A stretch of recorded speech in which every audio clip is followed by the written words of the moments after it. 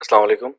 आज हम चलते हैं अपने नेक्स्ट लेक्चर की तरफ जिसमें हम आपको कुछ स्टोरेज के मुतालिक बताएंगे। तो चलिए देखते हैं हम इस लेक्चर में क्या कुछ कवर करेंगे। सबसे पहली जो चीज़ हम इसमें देखेंगे वो है shared preferences. Basically shared preferences होती क्या हैं और इनको हम कैसे यूज़ कर सकते हैं। और नेक्स्ट जो चीज़ होगी उसमें हम देखेंगे कि हम एंड्रॉयड की कौन सी डेटाबेस को यूज़ करेंगे, एंड्रॉयड में किस किस्म की डेटाबेसेस मौजूद हैं और हम कैसे अपना जो डाटा है उसको लोकल स्टोरेज में डेटाबेस के अंदर स्टोर कर सकते हैं। तो उसके लिए देख लेंगे हम डेटाबेस की क्रिएशन और उसके बाद उसके कुछ ऑपरेशंस को देख लेंगे। तो हमारा जो पहला टॉपिक है वो बेसिकली है shared preferences. Shared preferences basically हम यूज़ करते हैं कोई भी चीज़ अगर हमने परमानेंटली स्टोर करनी हो अपनी ऐप के ऑफलाइन जाने के बाद भी, तो उसके लिए हम यूज़ करते हैं शेयर्ड प्रेफरेंसेस। शेयर्ड प्रेफरेंसेस में जो डाटा स्टोर होता है वो प्रिमिटिव टाइप का होता है। प्रिमिटिव टाइप से मुराद होती है आपके पास जो इंटीजर, फ्लोट, बूलियन, स्ट्रिंग। और नेक्स्ट जो चीज़ होगी उसमें हम देखेंगे कि हम एंड्रॉयड की कौन सी डेटाबेस को यूज़ करेंगे, एंड्रॉयड में किस किस्म की डेटाबेसेस मौजूद हैं और हम कैसे अपना जो डाटा है उसको लोकल स्टोरेज में डेटाबेस के अंदर स्टोर कर सकते हैं। तो उसके लिए देख लेंगे हम डेटाबेस की क्रिएशन और उसके बाद उसके कुछ ऑपरेशंस को देख लेंगे। तो हमारा जो पहला टॉपिक है वो बेसिकली है shared preferences. Shared preferences basically हम यूज़ करते हैं कोई भी चीज़ अगर हमने परमानेंटली स्टोर करनी हो अपनी ऐप के ऑफलाइन जाने के बाद भी, तो उसके लिए हम यूज़ करते हैं शेयर्ड प्रेफरेंसेस। शेयर्ड प्रेफरेंसेस में जो डाटा स्टोर होता है वो प्रिमिटिव टाइप का होता है। प्रिमिटिव टाइप से मुराद होती है आपके पास जो इंटीजर, फ्लोट, बूलियन, स्ट्रिंग और लॉन्ग टाइप का जो डाटा, वो बेसिकली प्रिमिटिव टाइप का डाटा होता है। तो वो सब टाइप का डाटा जो है हमारे पास वो शेयर्ड प्रेफरेंसेस में स्टोर होता है। मोस्टली हम लोग जो उसको यूज़ करते हैं, जिस तरह कि आपने देखा होगा आप एक यूज़र नेम पासवर्ड लेते हैं तो उसको कहीं न कहीं आपको स्टोर करना होता है एप्लीकेशन के लिए, ताकि आप नेक्स्ट टाइम जब एप्लीकेशन ओपन करें तो कहीं न कहीं से वो डाटा आप फेच करके उसको वेरीफ़ाई कर सकें। तो हम मोस्टली कुछ सेंसिटिव टाइप का जो डाटा होता है उसको शेयर्ड प्रेफरेंसेस में स्टोर करते हैं। और आपकी जो एप्लीकेशन में ऐसी कोई चीज़ है लाइक कोई सेटिंग्स हैं आपकी एप्लीकेशन की, तो आप वो भी चीज़ें इसमें स्टोर कर सकते हैं।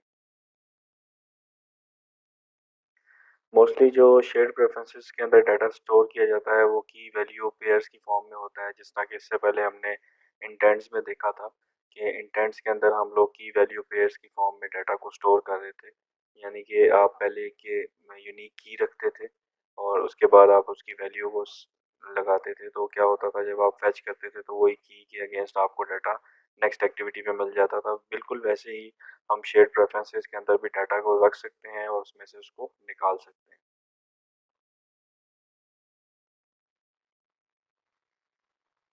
इसके हमें कुछ मेथड्स मिल जाते हैं जिससे हम इसमें डाटा को स्टोर कर सकते हैं, डाटा को फेच कर सकते हैं।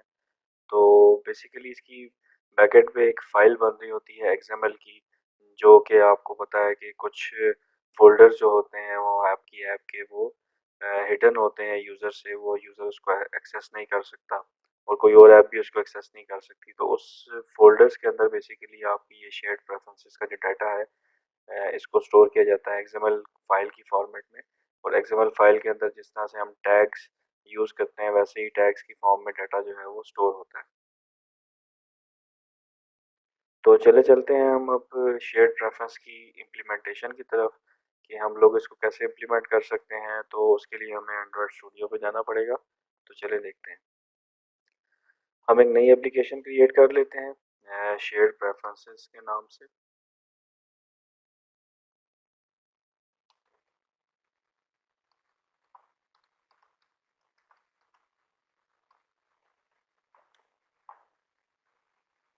बिल्कुल वैसे ही आपने एक नाम सेट किया, उसके बाद आप नेक्स्ट पे जाके आप फ़ोन के लिए ही एप्लीकेशन बनाना चाह रहे हैं तो फ़ोन पे टैप करेंगे। नेक्स्ट करके आप एक एम्प्टी एक्टिविटी ले लेंगे और उसका नेम जो है वो मेन एक्टिविटी ही रहने देंगे, उसको फिनिश कर देंगे। तो अब आप देख सकते हैं कि आपके सामने एक नया प्रोजेक्ट क्रिएट हो चुका है शेयर्ड प्रेफरेंस एग्जांपल के नाम से। तो अब हम इसमें एक शेयर्ड प्रेफरेंस को बनाने का, उसके अंदर डाटा स्टोर करने का और डाटा फेच करने का तरीका आपको बताएंगे। तो आपके सामने वैसे ही एक मेन एक्टिविटी आ चुकी है। अब इस मेन एक्टिविटी के अंदर हम आपको दिखाते हैं कि हम शेयर्ड प्रेफ़रेंस का ऑब्जेक्ट किस तरह से क्रिएट करते हैं और कैसे इसके अंदर हम डाटा को स्टोर कर सकते हैं। तो शेयर्ड प्रेफ़रेंस का ऑब्जेक्ट क्रिएट करने के लिए सिंपली आपको एक शेयर्ड प्रेफ़रेंसेस की क्लास मिल जाएगी और इसका हम ऑब्जेक्ट क्रिएट कर लेते हैं। कोई भी नाम इसका आप रख लें। उसके बाद आपके पास 2 तरीके हैं।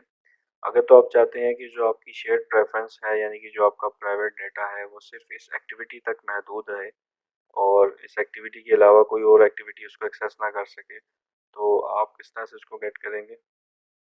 उसके लिए आपको उसके लिए आप इस तरह से ऑब्जेक्ट बनाएँगे कि गेट शेयर्ड प्रेफ़रेंसेस और इसमें मोड सेट कर देंगे आप। क्योंकि मोड जो है बेसिकली कॉन्टेक्स्ट क्लास से बिलॉन्ग करता है, तो कॉन्टेक्स्ट डॉट मोड प्राइवेट। अब बेसिकली ये जो हमने शेयर्ड प्रेफरेंस का ऑब्जेक्ट बनाया है, इसके थ्रू अगर आप कोई भी चीज़ को स्टोर करेंगे तो वो मेन एक्टिविटी तक महदूद रहेगी और मेन एक्टिविटी में ही उसको गेट किया जा सकता है, किसी और एक्टिविटी में उस चीज़ को हम गेट नहीं कर सकते। तो चलें देख लेते हैं इसको भी हम इसमें कुछ सेव करने की कोशिश करते हैं। सेव करने के लिए आपको एक और स्टेप करना पड़ेगा। अगर आपने कोई भी चीज़ सेव करनी है इसके अंदर या फिर इसमें से कुछ एडिट करना है, रिमूव करना है या इसको क्लियर करना है, तो आपको एक एडिटर का जो है वो ऑब्जेक्ट लेना पड़ेगा। तो वो भी शेयर्ड प्रेफरेंस की ही क्लास से बिलॉन्ग करता है एडिटर का ऑब्जेक्ट, तो उसको हम क्रिएट कर लेते हैं।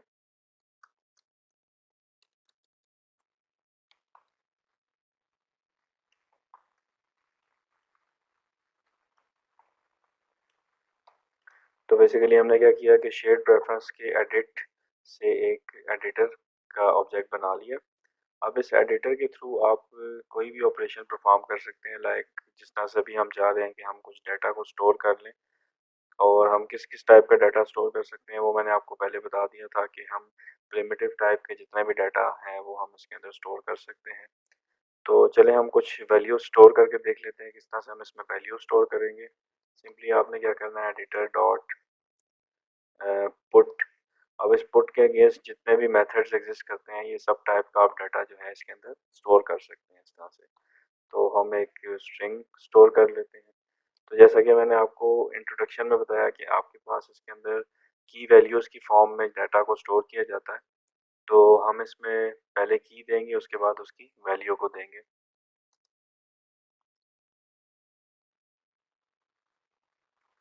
आप इसका नाम रखते हैं एनी स्ट्रिंग।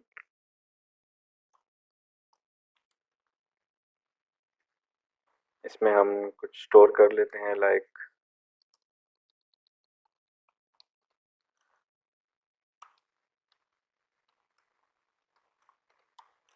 ये हमने एक स्ट्रिंग टाइप का डाटा इसमें स्टोर कर लिया, यानी कि कोई भी स्ट्रिंग आप इसमें स्टोर कर सकते हैं। इसी तरह हम देख लेते हैं कि हम और इसमें क्या कुछ स्टोर कर सकते हैं। डॉट पुट करेंगे आप और इंटीजर भी स्टोर कर सकते हैं आप। वैसे ही आप एक की ले लेंगे एनी इंट और इसके अंदर कोई भी इंटीजर आप स्टोर कर सकते हैं, लाइक हम 10x स्टोर कर लेते हैं इसके अंदर। इसी तरह आप एक और प्रिमिटिव टाइप का डाटा इसमें स्टोर कर लें। Put float.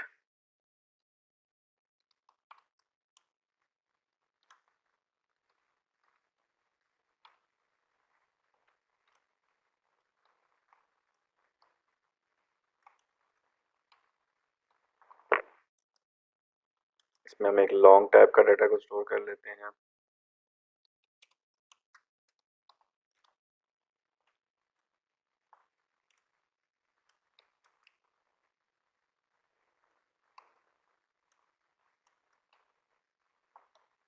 और इसमें हम एक बूलियन टाइप का डाटा स्टोर कर लेते हैं।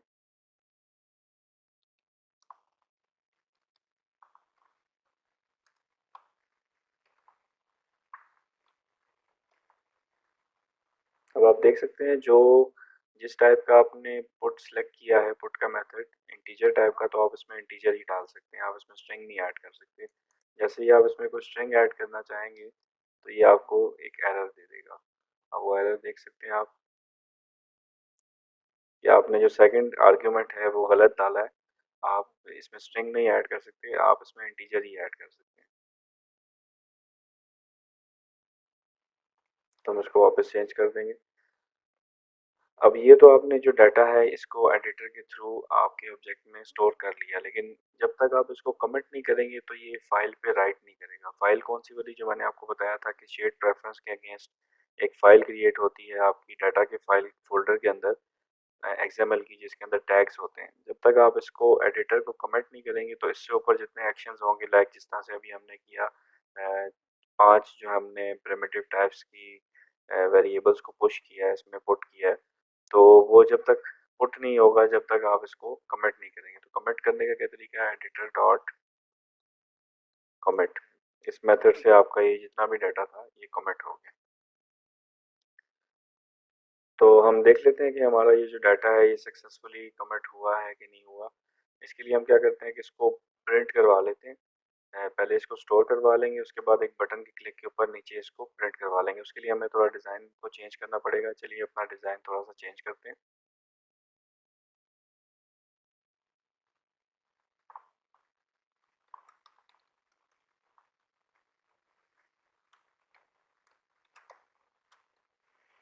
हम एक बटन ले लेते हैं, जिसके क्लिक पे बेसिकली हम नीचे डाटा को प्रिंट करवा देंगे इसी एक्टिविटी के नीचे।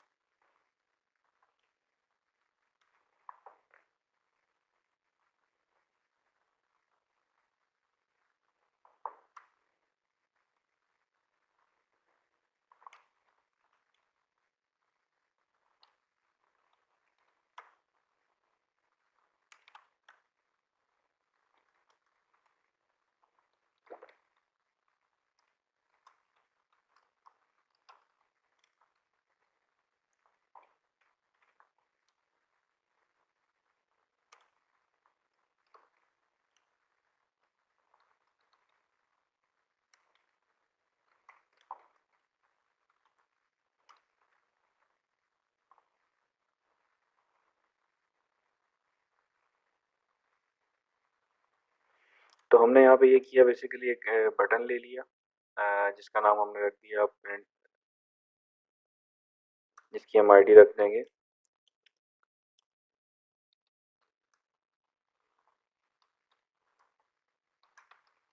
प्रिंट डाटा, और इसका नाम हमने प्रिंट डाटा रख दिया इसके टेक्स्ट के ऊपर। और इसके क्लिक के ऊपर हम क्या करेंगे, बेसिकली वही डाटा जो हमने स्टोर किया था उसको फेच करके इस टीवी प्रिंट ऑल डाटा पे टेक्स्ट व्यू पे प्रिंट करवा देंगे। तो चलिए हम अब चलते हैं जावा की तरफ। तो ये हमारा जो डाटा है ये सक्सेसफुली स्टोर हो चुका है। इसको अब हम प्रिंट कर देते हैं अपने टेक्स्ट व्यू के ऊपर। तो उसके लिए हमें इन दोनों के ऑब्जेक्ट्स लेने पड़ेंगे, बटन का लिस्नर लगाना पड़ेगा और टेक्स्ट व्यू का भी, ताकि हम उसको सेट कर सकें। तो दोनों को हम इनिशियलाइज करवा लेते हैं। पहले बटन को ले लेते हैं, ये पहले टेक्स्ट व्यू को ले लेते हैं।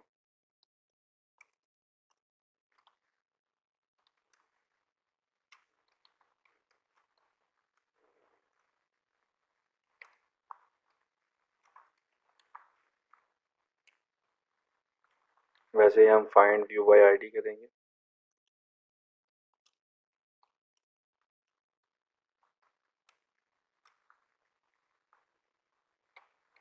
ये हमने एक टेक्स्ट व्यू ले लिया। अब इस पे डाटा हम कब सेट करेंगे, जब हम एक बटन का क्लिक गेट करेंगे।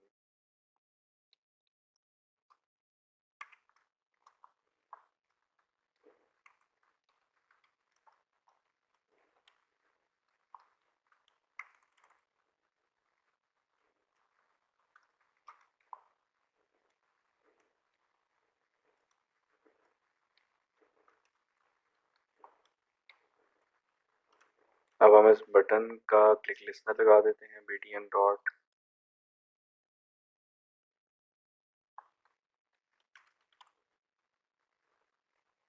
अब जैसे ही हमारा ये बटन क्लिक होगा उसके बाद हम इस डाटा को गेट करके और इसके ऊपर प्रिंट करवा देंगे।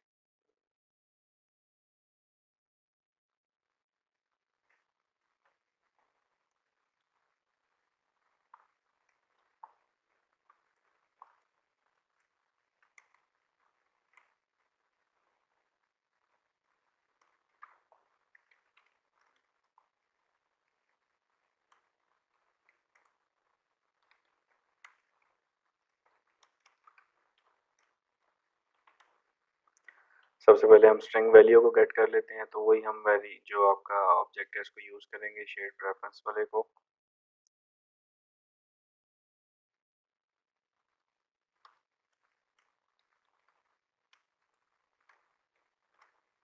की आपने सेम रखनी है, तभी आपको डाटा मिल सकेगा। अब ये वाला मेथड हमने यूज़ किया गेट स्ट्रिंग। गेट स्ट्रिंग में आपने पहले की देनी है, और दूसरा जो इसका बेसिकली आर्गुमेंट है वो डिफ़ॉल्ट वैल्यू, जैसे कि आप देख सकते हैं। तो डिफ़ॉल्ट वैल्यू का मतलब ये है कि अगर आपको ये वाली की नहीं मिलेगी तो ये डिफ़ॉल्ट वैल्यू को यूज़ करेगा, तो उस पर हम सेट कर देते हैं डिफ़ॉल्ट वैल्यू। इसी तरह अब हम एक इंटीजर ले लेते हैं।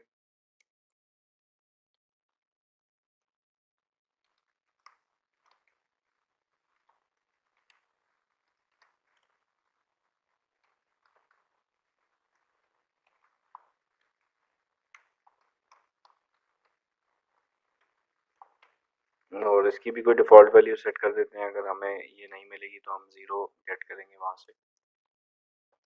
इसी तरह हम एक फ्लोट ले लेते हैं।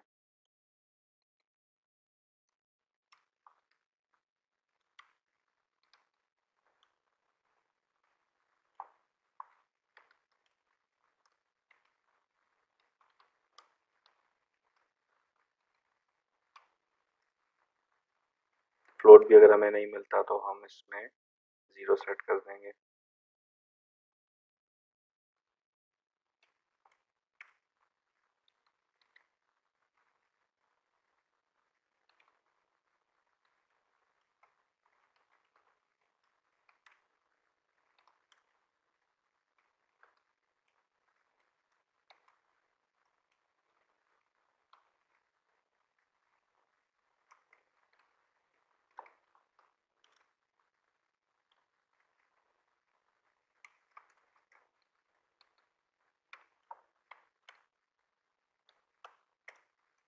और हम एंड में एक बोल ले लेंगे।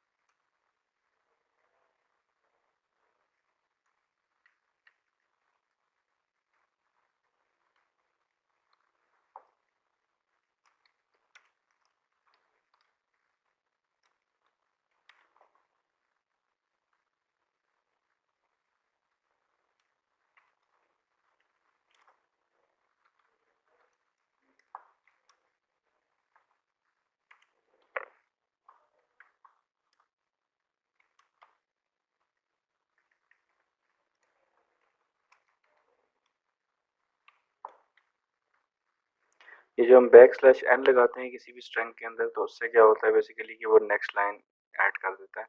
तो ये ऐसे प्रिंट नहीं होगी वहाँ पे, ये इसकी जगह पे नेक्स्ट लाइन ऐड होना शुरू हो जाएगी टेक्स्ट व्यू के अंदर।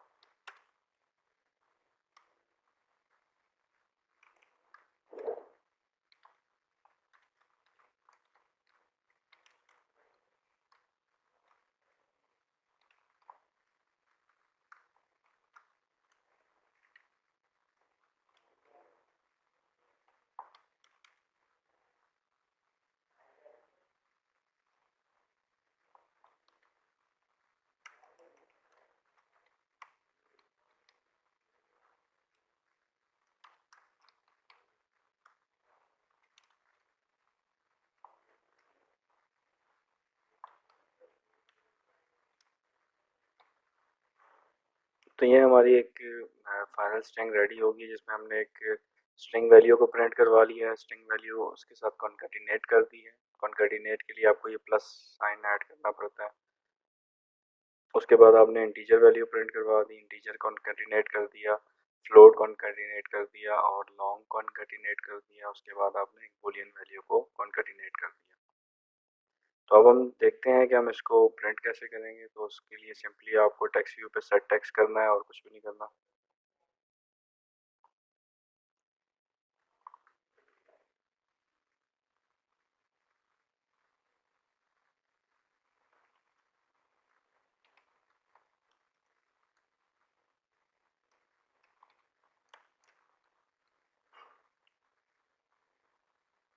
तो चलिए अब हम देखते हैं कि हमारी आउटपुट किस तरह की आती है।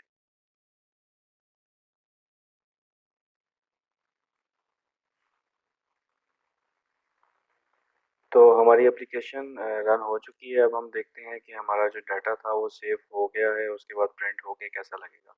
तो सिंपली आप प्रिंट डाटा पे क्लिक करेंगे तो आप देख सकते हैं कि जो आपने डाटा स्टोर किया था वही डाटा इसने फैच करके यहाँ पे प्रिंट करवा दिया है। स्ट्रिंग वैल्यू के सामने जो हमने स्ट्रिंग वैल्यू स्टोर की थी बिल्कुल एज इट इज़ वही चीज़ इसने प्रिंट करवा दी। और 10 हमने इंटीजर के अगेंस्ट स्टोर किया था, फ्लोट के अगेंस्ट 20.0 बेसिकली फ्लोटिंग वैल्यूज़ में पॉइंट्स ऑटोमेटिकली ऐड कर देता है। और लॉन्ग में भी इसी तरह से 30 ऐड किया था और जो बुलियन वैल्यू थी हमारे पास उसके अंदर हमने ट्रू को ऐड किया था। तो ये सक्सेसफुली हमने एक एग्जांपल रन की है जिसमें हमने क्या किया कि बेसिकली ये जो इस एक्टिविटी से रिलेटेड जो शेयर्ड प्रेफरेंस थी हमने उसको प्रिंट करवा दिया। ये जो शेयर्ड प्रेफरेंस है ये किसी और एक्टिविटी में एक्सेस नहीं हो सकता, ये वाला जो डाटा है हमारा। अगर आप चाहते हैं कि आप ऐसा कोई डाटा क्रिएट करना चाहते हैं जो ऑल ओवर द एप्लीकेशन आपका यूज़ हो सके, सिर्फ आपकी एप्लीकेशन उसको यूज़ कर सके, लेकिन हर एक्टिविटी में आप उसको एक्सेस करना चाहें, तो उसके लिए क्या करना पड़ता है चलिए उसको भी हम देख लेते हैं कि किस तरह से हम उस टाइप का डाटा क्रिएट करेंगे और उसको कैसे हम आगे दूसरी एक्टिविटी में एक्सेस करके प्रिंट करवा लेते हैं। तो चलिए हम थोड़ा सा इसको और आगे से देख लेते हैं।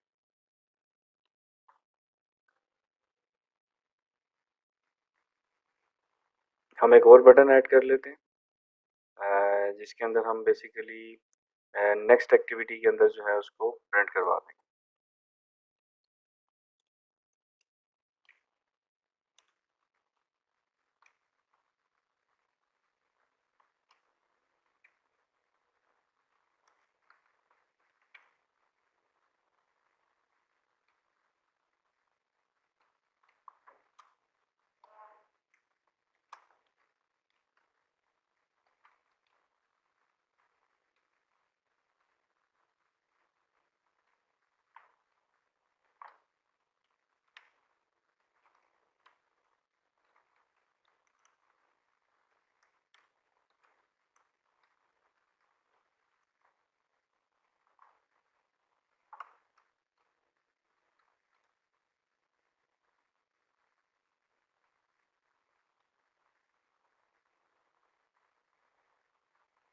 हमने एक बटन ऐड कर लिया। अब इस बटन के क्लिक के ऊपर हम क्या करेंगे कि हम कुछ डाटा जो है वो नेक्स्ट एक्टिविटी में प्रिंट करवाएंगे। तो उसके लिए हमें जो शेयर्ड प्रेफरेंस बनानी है वो किस तरह से बनानी है उसको हम थोड़ा सा देख लेते हैं।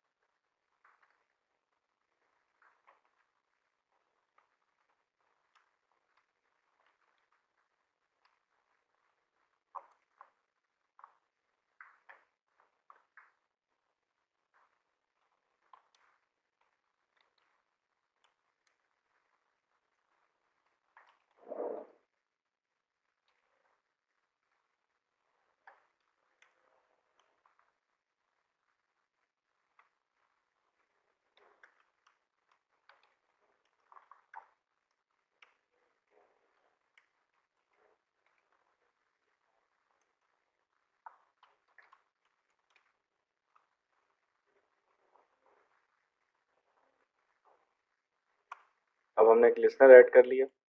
अब हम देखते हैं कि हम ऐसी शेयर्ड प्रेफ़रेंस किस तरह से क्रिएट कर सकते हैं जो all over the application use हो सके। तो उसके लिए सिंपली आपको क्या करना था, जैसा कि हम यहाँ पे गेट प्रेफ़रेंसेस यूज़ कर रहे थे प्राइवेट मोड के साथ, यहाँ पे हम थोड़ा-सा इसको चेंज करेंगे, वो देखते हैं कि हम उसमें क्या चेंज लेके आते हैं।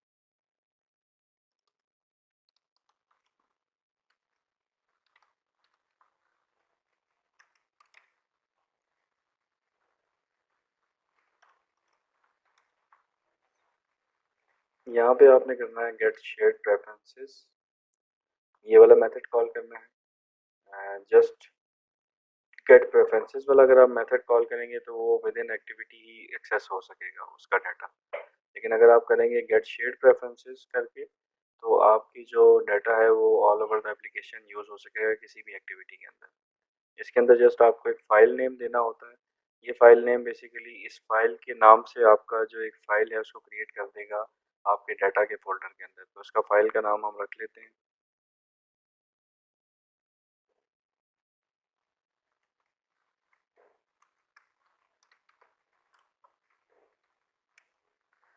और साथ ही आपको इसका मोड सेट करना होगा, तो वो हम प्राइवेट मोड सेट कर देते हैं।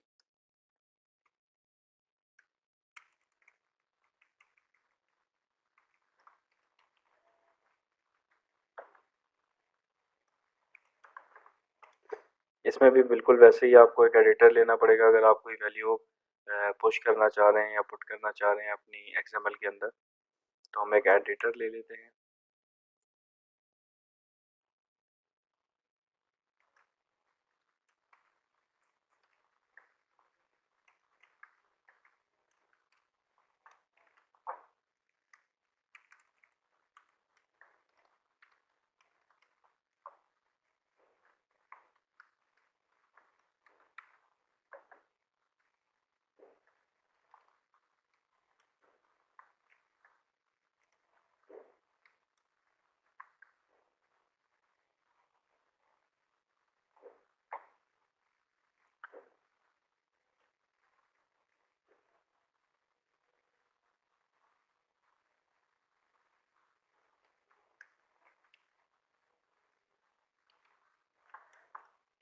और वैसे ही हम वैल्यूज़ को पुट कर लेते हैं।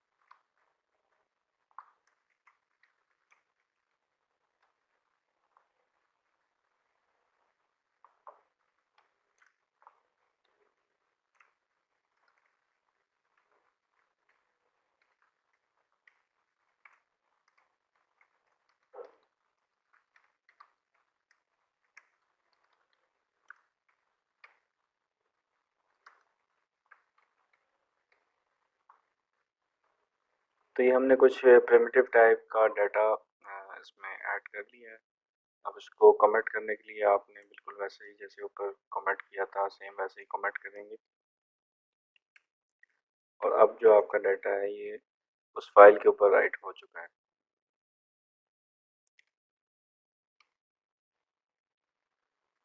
अब हम यहाँ से सिंपली नेक्स्ट एक्टिविटी को कॉल करेंगे और हम बगैर इंटेंट के कॉल किए या बगैर इंटेंट में डाटा पास किए हम एक जगह से दूसरी जगह पे डाटा को एक्सेस करेंगे यूजिंग शेयर्ड प्रेफरेंसेस।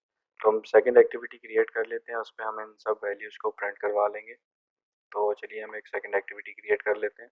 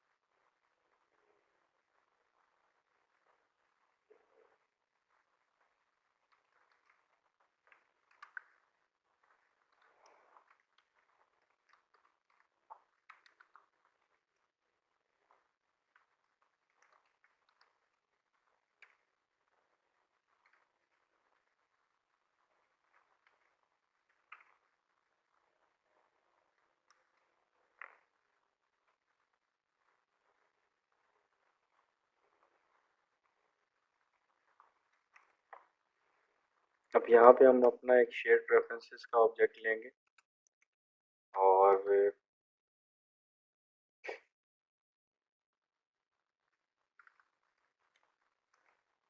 इसमें आपको जो नाम देना होगा वो सेम होगा जैसे आपने पिछली फाइल में दिया था या पिछली एक्टिविटी में जो नाम आपने स्टोरेज के टाइम पे दिया था सेम वही नाम यहाँ पे भी होना चाहिए, तभी वो शेयर्ड प्रेफरेंस की फाइल एक्सेस कर सकेगा, वरना नहीं करेगा।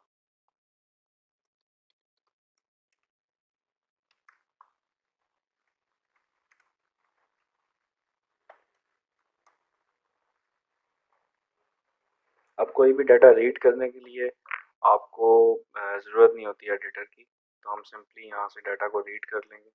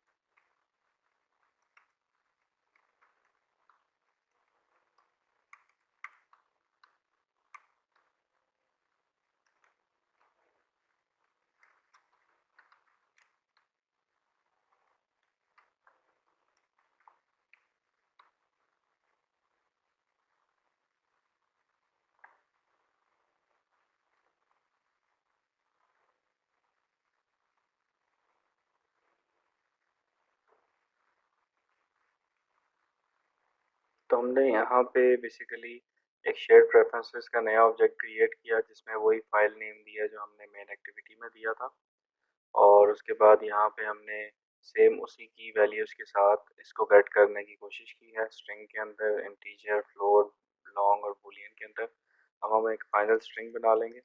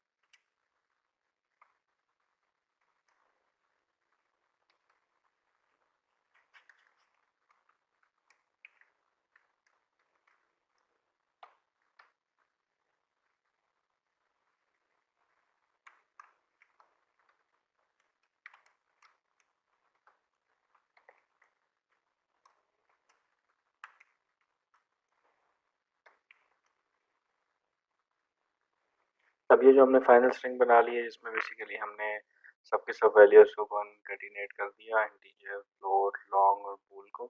और अब हम इसको प्रिंट करवा देते हैं हमारा जो एक टेक्स्ट व्यू हमने क्रिएट किया था सेकंड एक्टिविटी के एक्सएमएल के ऊपर।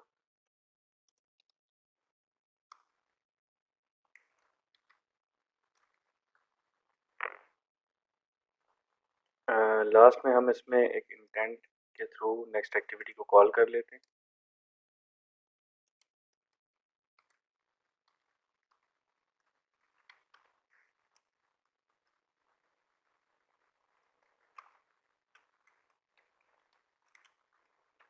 बिल्कुल वैसे ही आप इंटेंट कॉल करेंगे जैसे हम पहले करते आए हैं। और शुरू में आपने मेन एक्टिविटी का कॉन्टेक्स्ट देना है और सेकंड में आपने सेकंड जो क्लास है आपकी उस एक्टिविटी का नाम देना है।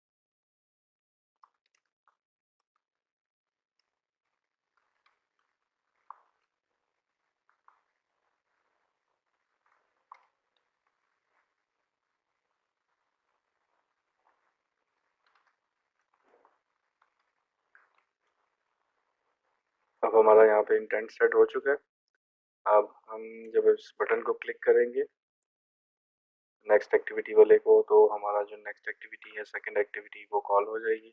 और वहाँ पे हमने बेसिकली वो जो मेन एक्टिविटी में हमने ग्लोबल स्ट्रिंग्स को ग्लोबल शेयर्ड प्रेफरेंसेस को स्टोर किया था वो हम सेकंड एक्टिविटी में गेट करके उसको फाइनल स्ट्रिंग बना के और आपका जो प्रिंट डाटा उसके ऊपर प्रिंट करवा देंगे। चलिए हम इसको रन करके चेक करते हैं कि हमारी जो डिज़ायर आउटपुट है वो आ रही है कि नहीं आ रही।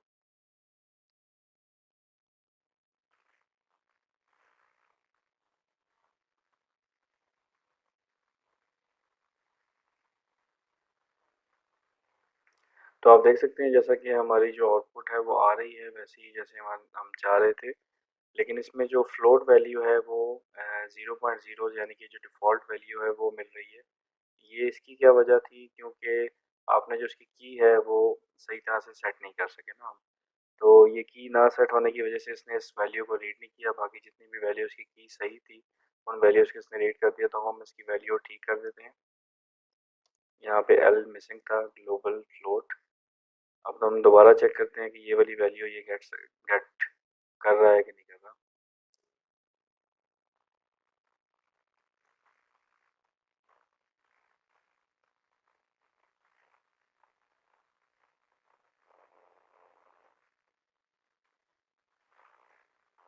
अब आप देख सकते हैं कि जो फ्लोट वैल्यू मिसिंग थी वो भी अब यहाँ पे सक्सेसफुली प्रिंट हो रही है। उसी तरह से जो वैल्यूज़ हमने यहाँ पे सेट की थी सारी की सारी वैल्यूज़ इस तरह से यहाँ पे प्रिंट हो रही हैं। यानी कि हमने ये दो तरीके देख लिए कि एक में तो हमने ये देखा कि हमारा एक हमने शेड प्रेफरेंस बनाई जो बेसिकली गेट प्रेफरेंसेस थी जो सिर्फ इस एक्टिविटी तक महदूद थी, और इसमें जो हमने प्रेफरेंसेस को स्टोर किया वो हमने इसी एक्टिविटी में उसको गेट करके और प्रिंट करवा लिया। और हमने एक ग्लोबल शेड प्रेफरेंस क्रिएट की जिसमें हमने ग्लोबल शेड प्रेफरेंसेस बनाई, और इसको हमने नेक्स्ट एक्टिविटी में जाके एक्सेस किया और उसको वहाँ पे प्रिंट करा दिया। तो ये तो था हमारा फर्स्ट सेक्शन जिसमें हमने देखा कि हम किस तरह से शेड प्रेफरेंस को स्टोर करवाते हैं और किस तरह से उनको आगे से रीड करते हैं। अब इसमें कुछ और भी मेथड्स एग्जिस्ट करते हैं, लाइक अगर आप चाहते हैं कि आपकी कोई भी शेड प्रेफरेंस आपने यूज़ कर ली है उसके बाद आप उसको रिमूव करना चाह रहे हैं, आप नहीं चाह रहे कि वो की वहाँ पे एग्जिस्ट करे, तो हम उसको रिमूव किस तरह से करते हैं हम उसको अब देख लेते हैं। तो उसके लिए सिंपली हम यहाँ पे एक बटन ऐड कर लेते हैं और कोई एक हमारी जो स्ट्रिंग है उसको रिमूव कर देंगे। तो चलें देखते हैं इसको हम कैसे अचीव कर सकते हैं।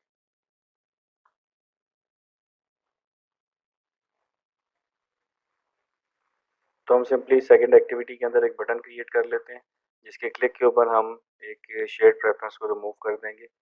तो यहाँ पे हम एक बटन क्रिएट कर लेते हैं।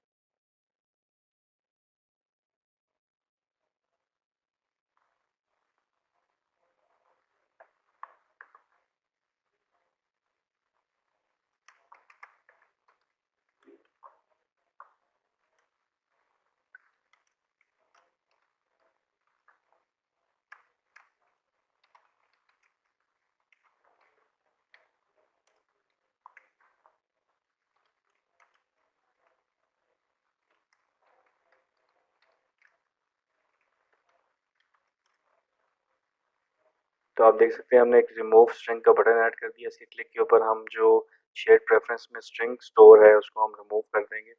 तो उसके लिए हम इसके क्लिक लिस्ट पे जाते हैं।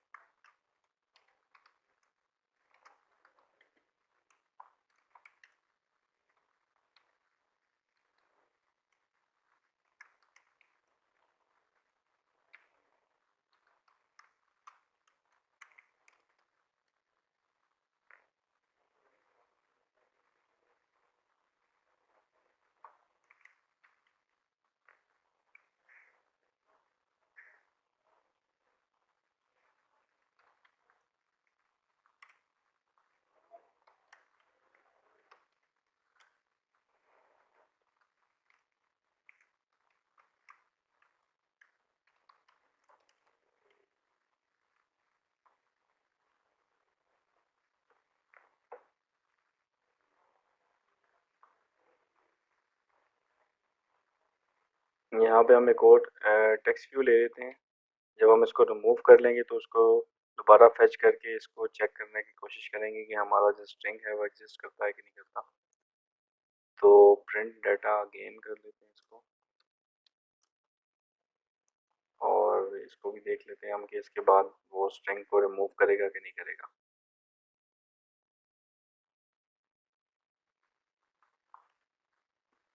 अब आपको उसी प्रेफरेंस के एडिटर का ऑब्जेक्ट लेना होगा।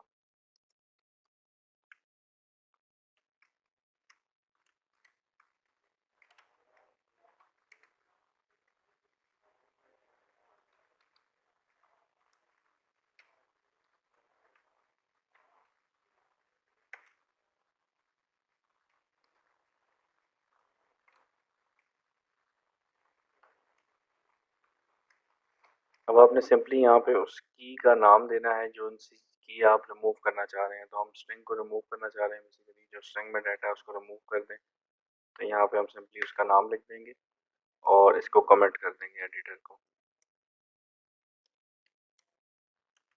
इससे क्या होगा बेसिकली कि आपका जो स्ट्रिंग है वो वहाँ से रिमूव हो जाएगा। अब हम दोबारा ये सब की सब वैल्यूज़ गेट करने की कोशिश करते हैं और उसको उसी तरह से प्रिंट करवाएंगे।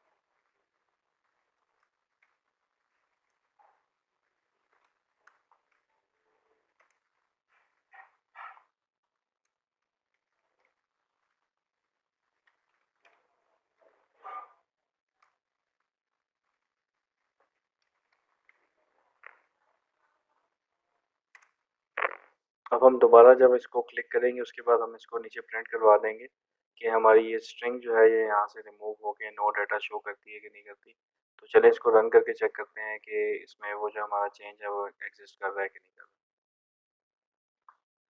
तो चलिए देखते हैं अब हमारा जो डाटा है वो उसको रिमूव करने पे रिमूव होता है कि नहीं होता। तो पहले हम जाते हैं अपनी नेक्स्ट एक्टिविटी के प्रिंट के ऊपर। तो ये देखें कि हमारा डाटा जो है वो मौजूद है, इसके अंदर स्ट्रिंग टाइप डाटा इसमें एडेड है। और अगर हम इस स्ट्रिंग को रिमूव करते हैं तो देखते हैं उसके बाद हमारी जो स्ट्रिंग है वो रिमूव होती है कि नहीं होती। तो देखें आप कि जैसे हमने इसको रिमूव स्ट्रिंग किया तो इसने बेसिकली आपकी जो स्ट्रिंग थी इसको रिमूव कर दिया। और उसके बाद दोबारा जब प्रिंट करवाया तो नो डाटा बेसिकली तब शो होता है जब हमारे पास इसका जो डिफ़ॉल्ट वैल्यू, जब हमारे पास ये की एग्जिस्ट नहीं करती तो डिफ़ॉल्ट वैल्यू में हमने नो डाटा लिखा हुआ था, तो ये वजह से इसने नो डाटा यहाँ पे लिख दिया।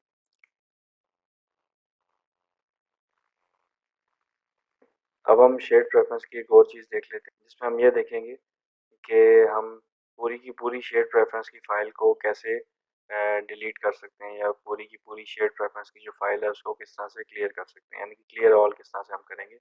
तो उसके लिए हम एक दोबारा एक बटन ऐड कर लेते हैं और नीचे एक टेक्स्ट व्यू लगा लेंगे, उसके ऊपर हम चेक करेंगे कि हमारा जो डाटा है वो प्रिंट हो रहा है कि नहीं हो रहा है। इसके लिए हम दोबारा एक बटन ऐड कर लेते हैं और उसमें हम देख लेंगे कि हम इस पूरी की पूरी शेड प्रेफरेंस को किस तरह से क्लियर कर सकते हैं।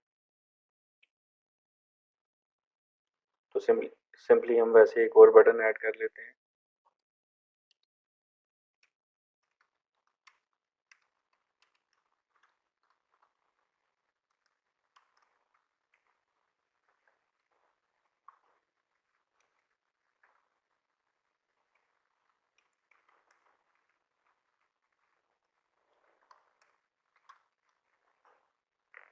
क्लियर ऑल का, और दोबारा से हम डाटा को प्रिंट करवा लेते हैं।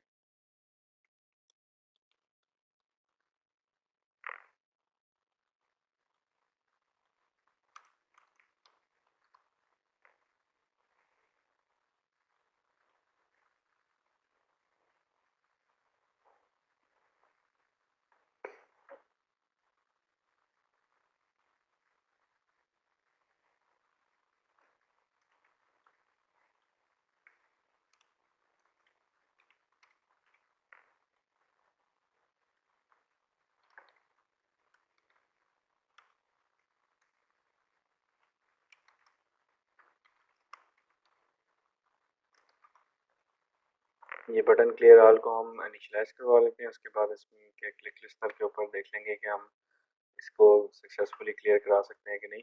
सिंपली आपको यहाँ पे जो मेथड आपने हिट किया था इसका क्लियर वाला मेथड कॉल करना है।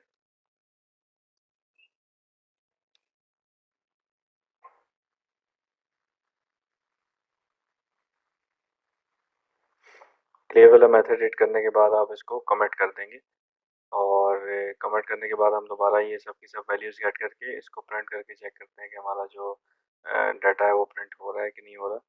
तो उसके लिए हम टीवी प्रिंट ऑल डाटा को गेट करेंगे।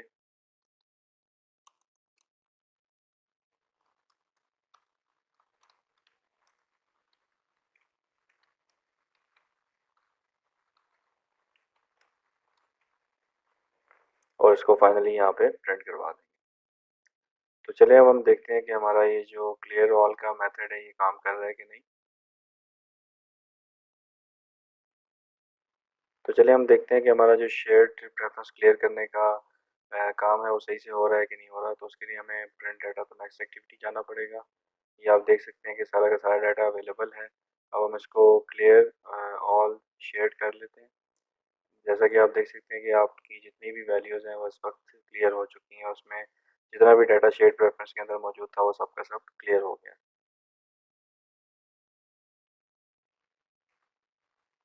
तो शेयर्ड प्रेफरेंस जो है उसको हम यहाँ पे अब क्लोज करते हैं, यानी कि जितनी भी चीज़ें हम शेयर्ड प्रेफरेंस में कर सकते थे वो हमने यहाँ पे देख ली हैं। यानी कि इसके अंदर हमने देख लिया कि हम किस तरह से एक लोकल एक्टिविटी के लिए शेयर्ड प्रेफरेंस क्रिएट कर सकते हैं, जो हमने यहाँ पे क्रिएट किया था।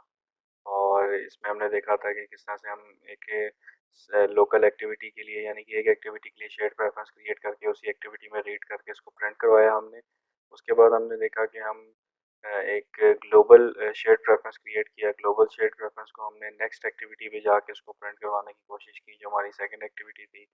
और इसके बाद हमने इसमें से एक वैल्यू को रिमूव करके चेक किया कि हम कैसे एक वैल्यू को किसी भी शेयर्ड प्रेफरेंस में से रिमूव कर सकते हैं। उसके बाद हमने प्रिंट चेक किया। इसके बाद इन दी एंड हमने देखा कि हम किस तरह से इस पूरी की पूरी फाइल को क्लियर कर सकते हैं। तो हमने उसको भी क्लियर करके एक दफ़ा प्रिंट करके चेक कर लिया। तो यहाँ पे हम जो हमारा शेयर्ड प्रेफरेंस का टॉपिक है इसको क्लोज करते हैं और हम चलते हैं अपने नेक्स्ट स्लाइड की तरफ कि उसमें हमने क्या करना था वो देख लेते हैं। तो चलें चलते हैं नेक्स्ट स्लाइड की तरफ। तो हमारी जो नेक्स्ट स्लाइड है इसके अंदर हम देखेंगे कि हम किस तरह से डेटाबेसेस बना सकते हैं आपकी एंड्रॉयड एप्लीकेशन के साथ, और किस तरह से हमने जिस तरह से देखा कि हम शेयर्ड प्रेफरेंस में डाटा स्टोर करके रिट्रीव कर रहे थे, उस तरह से हम डेटाबेस के अंदर भी डाटा को स्टोर कर सकते हैं ऑफलाइन को यूज़ करने के लिए। और कोई भी इस तरह का सेंसिटिव डाटा जो आपका है, पासवर्ड और इस टाइप की जितनी भी चीज़ें हैं, एड्रेसेस वगैरह, वो आप डेटाबेसेस के अंदर स्टोर कर सकते हैं। एंड्रॉयड के अंदर हमारे पास डिफरेंट ऑप्शंस हैं स्टोर करने के। एक शेयर्ड प्रेफरेंस था वो हमने देख लिया इससे पहले। अब हमने देखा कि इंटरनल स्टोरेज पे भी हम स्टोर कर सकते हैं। इंटरनल स्टोरेज पे आप इमेजेस, वीडियोस कुछ भी स्टोर कर सकते हैं, फाइल्स भी बना सकते हैं, एक्सटर्नल स्टोरेज पे भी बना सकते हैं। इसी तरह एक और चीज़ है हमारे पास SQLite. SQLite basically lite version है आपके किसी भी डेटाबेस का, और वो एंड्रॉयड एप्लीकेशंस यूज़ करती हैं अपने मोस्टली प्रोग्राम्स के अंदर, एप्लीकेशंस के अंदर। तो इसको भी हम देख लेंगे कि हम किस तरह से क्रिएट करते हैं। एसक्यूएल लाइट बेसिकली एक ओपन सोर्स लाइट वेट एक डेटाबेस है, रिलेशनल डेटाबेस। और ये भी उसी तरह से बिहेव करता है जिस तरह से हमारे बड़े बड़े जो डेटाबेसेस हैं उस तरह से बिहेव करते हैं। लाइक इसमें भी टेबल्स ही होते हैं, टेबल्स में हम सेम वही क्यूरीज कर सकते हैं जो हम बड़ी बड़ी डेटाबेसेस के अंदर लाइक सीक्वल के अंदर देखते हैं। तो वो सब के सब हम क्यूरीज यहाँ पे डेटाबेसेस के ऊपर भी कर सकते हैं। तो चलिए हम देखते हैं कि हम किस तरह से एक डेटाबेस एंड्रॉयड के अंदर क्रिएट कर सकते हैं और उसको क्रिएट करने का क्या तरीकाकार है। हम न्यू एक प्रोजेक्ट क्रिएट कर लेते हैं।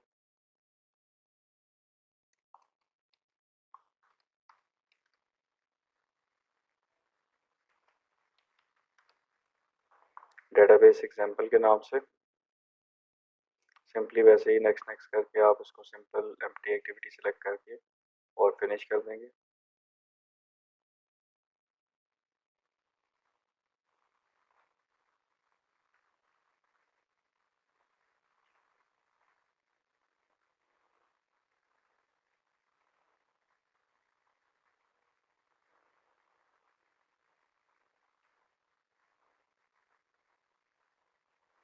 तो आपको जो सीक्वल लाइट डेटाबेस क्रिएट करने के लिए, इसके लिए आपको एक सिंपली एक क्लास बनानी पड़ेगी जो सीक्वल लाइट ओपन हेल्पर के थ्रू एक डीबी आपको क्रिएट करके देगा। तो वो कैसे करते हैं, हम एक सिंपली एक जावा की फाइल क्रिएट कर लेते हैं जिसका नाम हम रख लेते हैं डीबी हैंडलर या डेटाबेस।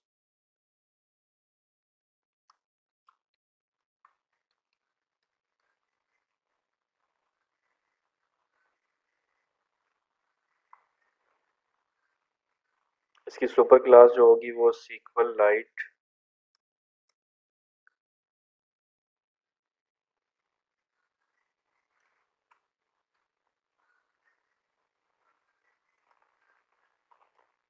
ओपन हेल्पर की होगी। ये इसकी बेसिकली सुपर क्लास होगी। ये इससे एक्सटेंड करेगी डीबी हैंडलर की जो क्लास है ये। जैसे कि आप देख सकते हैं हमारी एक डीबी हैंडलर की क्लास क्रिएट होगी और उसको हमने एक्सटेंड कर लिया है एसक्यूएलाइट ओपन हेल्पर से। अब ये बेसिकली एक एरर दे रहा है, वो क्या है कि आपने इसकी जो डिफ़ॉल्ट मेथड्स हैं उसको इम्प्लीमेंट करना है, ओवरराइडेड जो मेथड्स हैं। तो वो कौन कौन से हैं, ऑन क्रिएट और ऑन अपग्रेड, वो ऑटोमेटिकली यहाँ से हमें मिल जाएंगे। ये आप यहाँ पे इसको के प्रेस करेंगे तो ये इसके आपके जितने भी ओवरराइडेड मेथड्स हैं उनको ऐड कर देगा।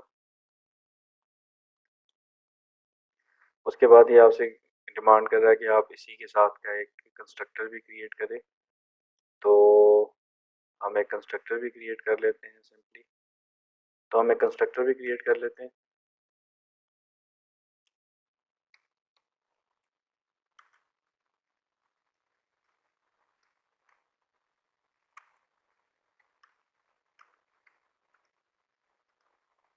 जिसमें हम सिंपली कॉन्टेक्स्ट को पास ऑन कर देंगे ताकि हम उसको अपनी डीबी क्रिएशन के टाइम पे यूज़ कर सकें।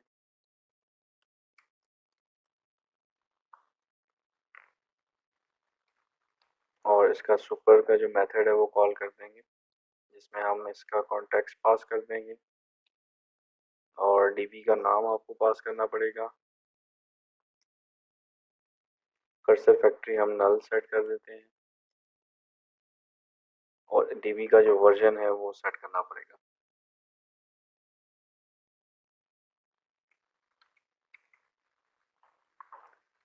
तो ये आपको इसके सुपर में पास ऑन करना पड़ेगा। तो ये नाम हम जो है इसको एक नाम क्रिएट कर लेते हैं।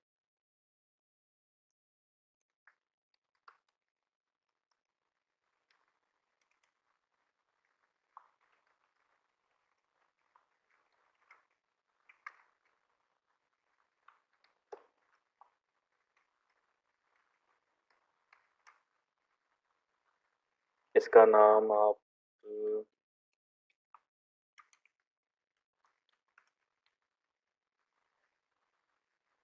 इसका नाम आप कुछ भी रख सकते हैं, डीबी नेम, और यहाँ पे हम इसको पास ऑन कर देंगे।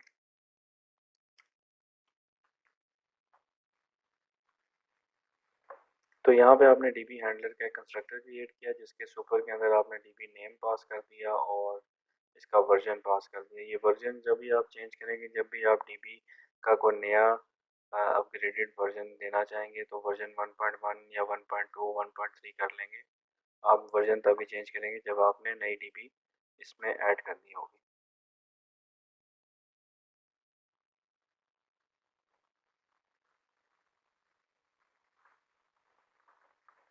अब ऑन क्रिएट के अंदर आपने क्या काम करना है बेसिकली कि आपने एक टेबल क्रिएट करना है। जौन जौन से भी आप टेबल चाहते हैं आप उसकी क्यूरी यहाँ पे लिखेंगे और उसके बाद इसको हम एग्जीक्यूट करवा के एक टेबल क्रिएट कर लेंगे। तो टेबल क्रिएट करने के लिए हम एक कुछ टेबल की जो एट्रीब्यूट्स होती हैं वो बना लेते हैं, या आप कह सकते हैं जो फील्ड्स होती हैं वो हम बना लेते हैं। तो सिंपली यहाँ पे हम कुछ फील्ड्स क्रिएट कर लेते हैं। तो वो हम कैसे बनाएंगे, एक तो हम हमारे पास उस टेबल का नाम होना चाहिए।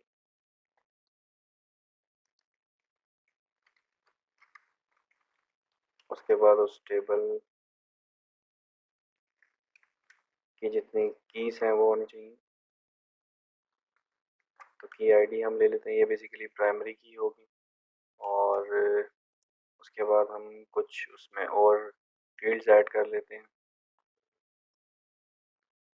तो हम एक यूज़र का टेबल बना रहे हैं तो उसमें हम नेम ले लेंगे, उसकी लोकेशन ले लेंगे और उसका एक डेजिग्नेशन ऐड कर लेते हैं।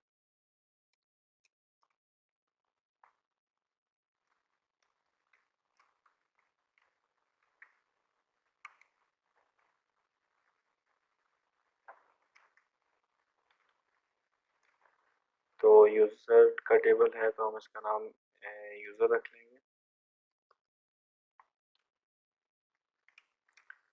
आईडी में हम आईडी रहने देंगे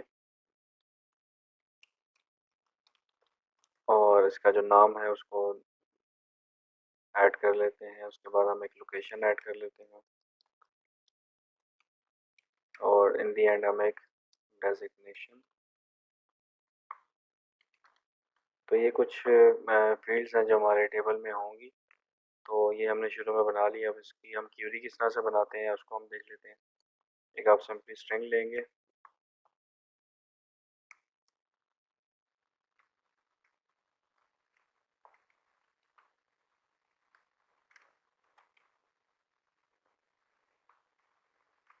ये बिल्कुल वैसे ही क्यूरीज आप लिख रहे हैं जिस तरह से आप किसी भी नॉर्मल सीक्वल लैंग्वेज में लिखते हैं। सीक्वल क्यूरीज ये वही क्यूरीज हैं, इसमें कोई नई चीज़ नहीं है।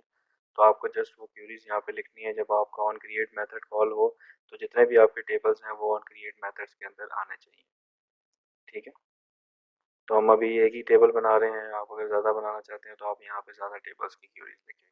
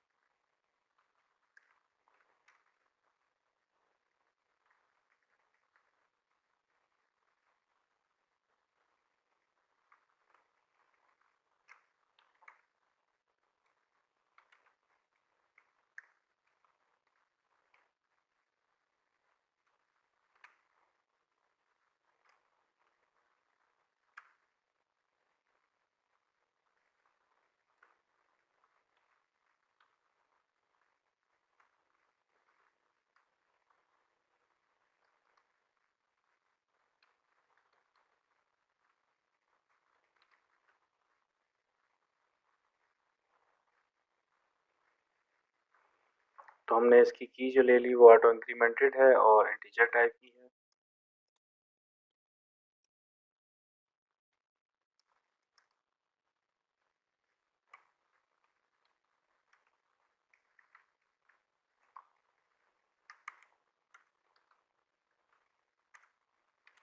एक हम इसका नेम ऐड कर देंगे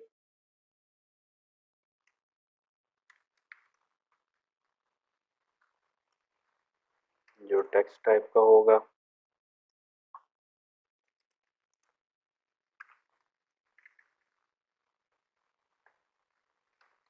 फिर हम इसकी डेजिग्नेशन ऐड कर देंगे।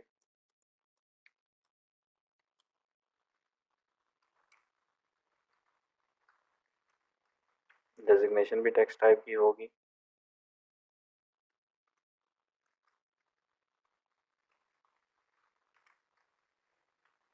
इन दी एंड हम ब्रैकेट्स को क्लोज कर देंगे। तो ये जो आपकी एक क्यूरी है ये रेडी हो चुकी है। इसमें आपने क्या किया, बेसिकली एक टेबल को क्रिएट किया। ये आप उसका नेम दे रहे हैं। नेम के बाद आपने ब्रैकेट ओपन की और आपने कीज दी जो प्राइमरी की है और ऑटो इंक्रीमेंटेड है। उसी तरह नेम सेट किया और टेक्स्ट टाइप का है और एक डेजिग्नेशन की फील्ड ऐड की जो कि टेक्स्ट टाइप की है। अब आपके पास ये जो डीबी का ऑब्जेक्ट आ रहा है बेसिकली इसके ऊपर आप एग्जीक्यूट कर देंगे इसको। तो डीबी डॉट जैसे आप ई एक्स जी एग्जीक्यूट सीक्वल, इसमें सिंपली आपने एक क्यूरी देनी है। तो हम इसको एक क्यूरी दे देते हैं जो हमने ऊपर रेडी किया है क्रिएट टेबल की। अब जैसे ही आपकी ये हेल्पर की क्लास कॉल होगी तो ऑन क्रिएट के मेथड में आपका ये वाला टेबल की ये क्यूरी जो है कॉल होगी और एक टेबल क्रिएट हो जाएगा जिसका नाम है यूज़र। और इसमें 3 फील्ड्स होंगी, आईडी, नेम, लोकेशन और डेजिग्नेशन चौथी फील्ड होगी। ऑन अपग्रेड का मेथड क्या करता है, बेसिकली जैसे ही आप यहाँ पे वर्जन चेंज करेंगे तो यहाँ पे ऑन अपग्रेड का मेथड जो है वो कॉल हो जाएगा। यहाँ पे आप डिफरेंट चेक लगा सकते हैं कि अगर ओल्डर वर्जन ये हो, न्यूअर वर्जन ये हो, तो आपने क्या करना है। तो हम सिंपली यहाँ पे लिख देंगे एक कि हम इसको अगर यूज़र का टेबल एग्जिस्ट करता है तो उसको ड्रॉप कर दें और ऑन क्रिएट दोबारा से कॉल करें। तो क्या होगा कि यूज़र का टेबल एक दफ़ा ड्रॉप हो जाएगा यहाँ पे और क्रिएट दोबारा कॉल होगा तो उससे क्या होगा, न्यू टेबल क्रिएट हो जाएगा, यानी कि हमारा डाटा जो है वो दोबारा से रिफ़्रेश हो जाएगा। हम सिंपली यहाँ पे क्यूरी ले लेते हैं जो कि ड्रॉप करेगी आपके यूज़र के टेबल को।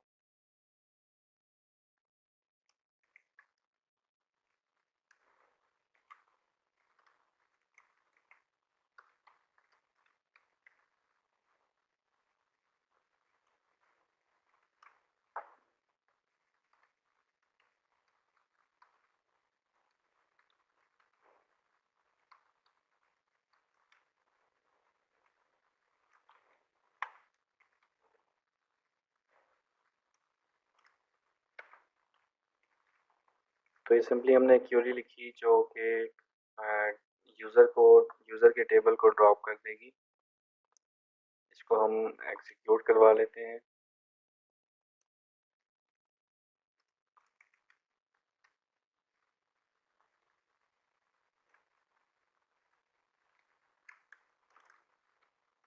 और दोबारा से हम क्या करते हैं कि ऑन क्रिएट का मेथड कॉल कर देते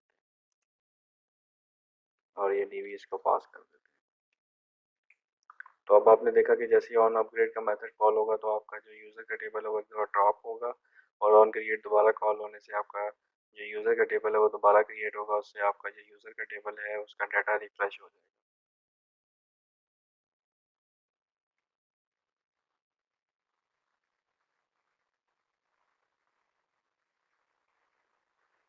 तो ये हमने सिंपली एक क्लास लिख ली जिसके अंदर हमने SQLite ओपन हेल्पर की जो क्लास है उसके अंदर ऑन क्रिएट के मेथड के साथ ऑन अपग्रेड के मेथड को भी देख लिया। इससे आपकी डीबी क्रिएट हो जाएगी और एक नया टेबल क्रिएट हो जाएगा।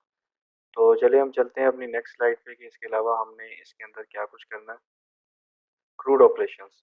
अब क्रूड ऑपरेशंस नाम से थोड़ा-सा आपको देखना पड़ेगा कि ये CRUD है बेसिकली, कि C फॉर क्रिएट और R for read, U for update और D फॉर डिलीट। ये वो ऑपरेशंस हैं जो कि कोई भी सीक्वल के अंदर कर सकता है। यानी कि आप कोई इंसर्शन की क्वेरी कर सकते हैं, कोई डाटा इंसर्ट कर सकते हैं, आप डाटा को रीड कर सकते हैं सिलेक्ट की क्वेरी करके, आप डाटा को अपडेट कर सकते हैं और डाटा को डिलीट कर सकते हैं। तो ये बेसिकली वो क्रूड ऑपरेशंस हैं। इनको भी हम देख लेते हैं कि हमने जो डीबी क्रिएट किया है उसके अंदर हम किस तरह से ये क्रूड ऑपरेशंस को लेके चलेंगे और किस तरह से हम ये क्रूड ऑपरेशंस उसके अंदर कर सकते हैं। तो चले चलते हैं हम अपने कोड की तरफ। तो जैसा कि आपने देखा था कि ये तो वो वाले ऑपरेशंस थे जिसमें आपकी डीबी क्रिएट होती है। अब इसके साथ ही हम कुछ ऑपरेशंस और बना लेते हैं जो कि क्रूड ऑपरेशंस होंगे, जो इस टेबल के साथ हम उसको यूज़ कर सकते हैं। तो वो कौन-कौन से होते हैं, जैसा कि आपने देखा कि crude stands for create, retrieve, create, read और अपडेट, डिलीट। तो हम ये सारे के सारे यहाँ पे मेथड्स बारी-बारी क्रिएट कर लेते हैं और उसके थ्रू हम डाटा को इंसर्ट करेंगे, डाटा को रीड करेंगे, डाटा को अपडेट करेंगे और डाटा को डिलीट करेंगे। तो सबसे पहले हम अपना इंसर्ट का मेथड लिख लेते हैं।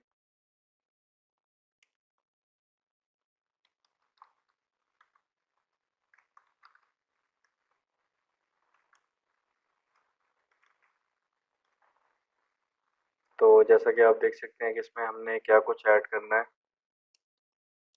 एक नेम, एक इसकी लोकेशन और उसकी डेजिग्नेशन। तो सबसे पहले हम दे देंगे इसको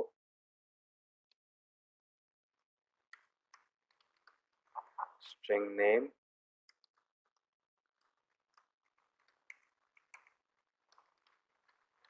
लोकेशन और डेजिग्नेशन।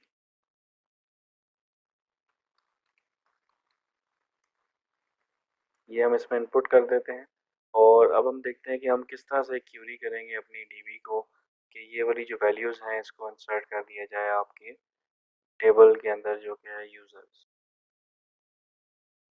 सिंपली आप SQL लाइट डेटाबेस की ऑब्जेक्ट क्रिएट करेंगे।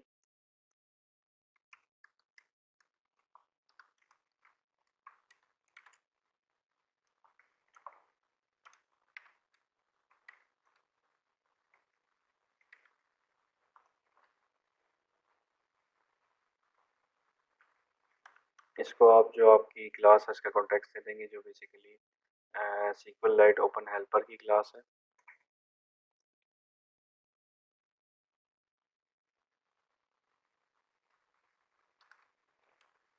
गेट राइटेबल डेटाबेस करना है आपने, क्योंकि आपने इसके ऊपर अब राइट करना है, डेटाबेस के ऊपर आपने इन चीज़ों को इंसर्ट करना है।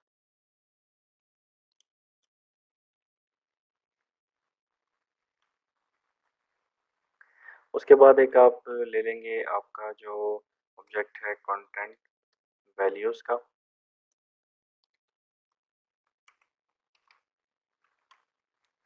ये भी बिल्कुल वैसे ही है जैसा कि की वैल्यू पेयर्स हम यूज़ करते आए हैं इससे पहले, तो ये भी एक की वैल्यू पेयर ही है।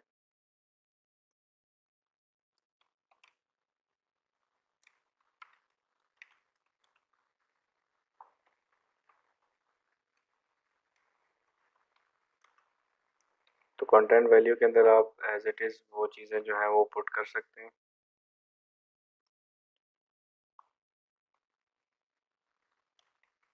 सबसे पहले हम नेम ले लेंगे, उसको हम नेम पास ऑन कर देंगे।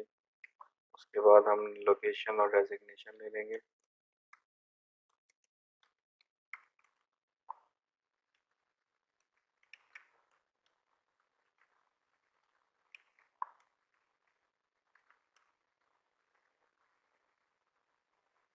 ये वो जो आपके फील्ड्स की वैल्यूज़ हैं ये हमने यहाँ पे ऐड कर दी हैं। अब इसको इंसर्ट किस तरह से करते हैं उसको हम देख लेते हैं। सिंपली आपने जो डेटाबेस का ऑब्जेक्ट बनाया है डॉट इंसर्ट, ये इंसर्ट का मेथड जो है बेसिकली आपसे लेगा टेबल का नाम। तो टेबल का नाम हमारा है टेबल नेम के अंदर, और दूसरी चीज़ आपसे ले रहा है कॉलम हैक, इसको हम नल रहने देंगे। और तीसरी चीज़ जो है वो कंटेंट वैल्यूज़ ले रहा है, तो हम इसमें कंटेंट वैल्यूज़ ऐड कर देंगे। और इन दी एंड हमने जो डीबी का ऑब्जेक्ट बनाया है इसको क्लोज भी करना है, तो डेटाबेस के ऑब्जेक्ट को हम क्लोज कर देंगे। तो ये याद रखिएगा जब भी आप कोई डेटाबेस के ऑपरेशंस परफॉर्म करने के लिए कोई भी डेटाबेस का ऑब्जेक्ट क्रिएट करेंगे, राइटेबल डेटाबेस जब क्रिएट करेंगे तो आपकी ओपन हो जाएगी बेसिकली डेटाबेस, तो उसको एंड में आपने क्लोज भी करना है जब आप ऑपरेशन सक्सेसफुली रन कर लेंगे।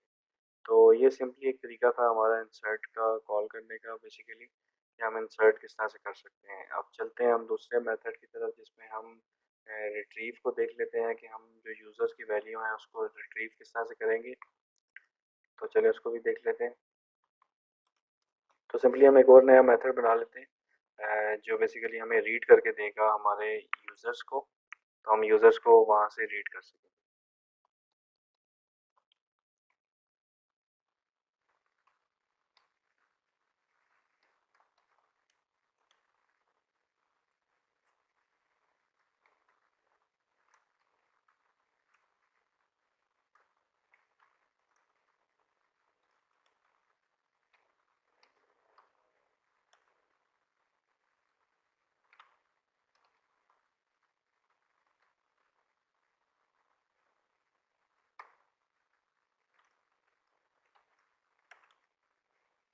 रीड करने के लिए भी आप ऐसे ही SQL लाइट डेटाबेस का ऑब्जेक्ट लेंगे।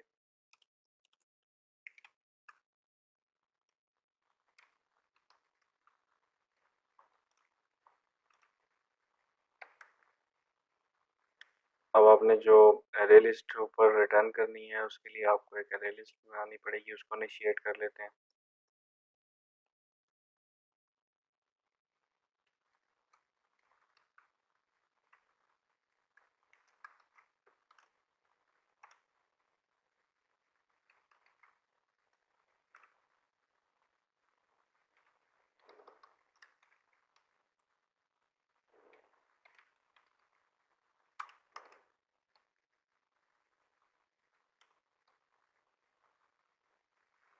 वो हम एक क्यूरी लिख लेते हैं कि हम किस तरह से आपके जो यूज़र्स हैं उनको गेट कर सकते हैं।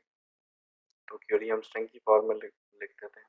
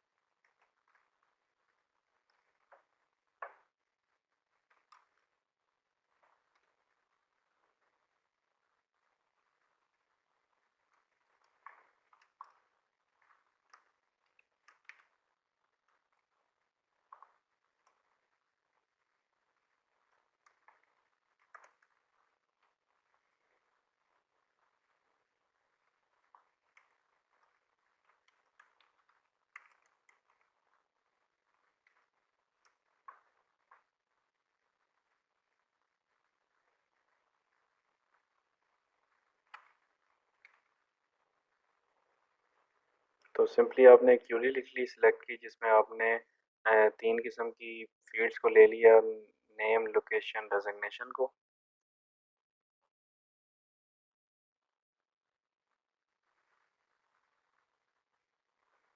अब हम उसको रन किस तरह से करेंगे उसको हम देख लेते हैं। डीबी डॉट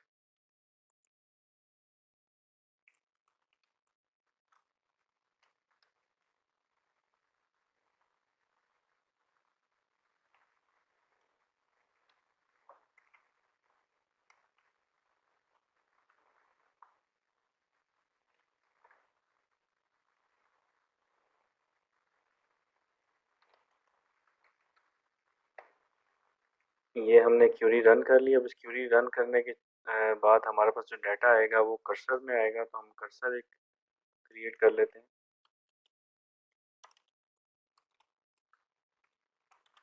तो ये हमें कर्सर के अंदर रिटर्न कर देगा डाटा।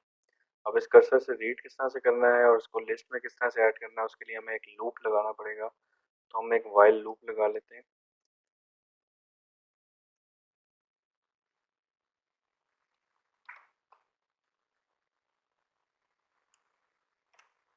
तो वाइल लूप में जब तक हमारे पास नेक्स्ट के अंदर कर्सर नेक्स्ट में डाटा मौजूद होगा, तब तक ये रीड करता रहेगा और हम इसको अपनी जो लिस्ट है इसके अंदर ऐड ऑन करते रहेंगे। तो उसके लिए हम एक सिंपली हैश मैप ले लेते हैं।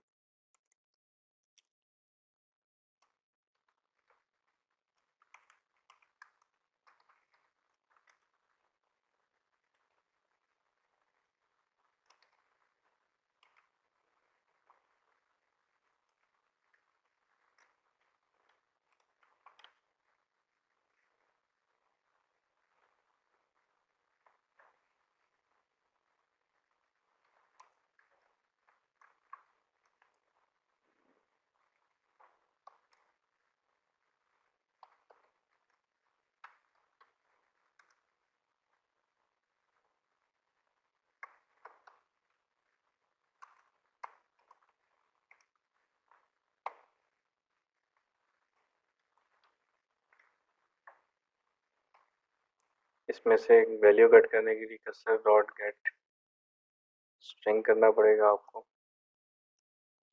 और जो इंडेक्स इसका बनता है उसके अंदर आपने इसको देना है कि इसका नेम क्या होगा। तो नेम के अगेंस्ट आपको इंडेक्स मिल जाएगा। वो कैसे मिलेगा हम उसको देख लेते हैं। Cursor dot gate column index, और इसको हम दे देते हैं आपका जो की नेम है। ये की नेम के अगेंस्ट जो कर्सर में इंडेक्स बनता है वो इंडेक्स हमें मिल जाएगा, और वहाँ से हम इसका वैल्यू गेट करके की वैल्यू की फॉर्म में की नेम के साथ ऐड कर लेंगे। इसी तरह हम बाकी तीनों का भी कर लेते हैं। एक लोकेशन और एक डेजिग्नेशन का, उसको स्टोर कर देते हैं हम लोकेशन की के साथ और डेजिग्नेशन की के साथ, और इसको हम ऐड कर देते हैं यूज़र के अंदर। ये यूज़र आपका ऐड हो गया। अब इसको यूज़र्स की लिस्ट में ऐड कर देते हैं। तो यूज़र लिस्ट कहाँ पे है उसको हम देख लेते हैं। यूज़र लिस्ट डॉट ऐड, ये वाला हैश मैप हम उसमें ऐड कर देंगे। तो ये लूप बेसिकली क्या करेगा, आपके कर्सर में जब तक वैल्यूज़ एग्जिस्ट करेंगी तब तक ये वैल्यूज़ गेट करके और इसको एरे लिस्ट में डालता रहेगा। अब इन दी एंड हम क्या करेंगे, इस एरे लिस्ट को रिटर्न करवा देंगे तो हमारा, ताकि हमारा ये जो मेथड है ये कंप्लीट हो जाए।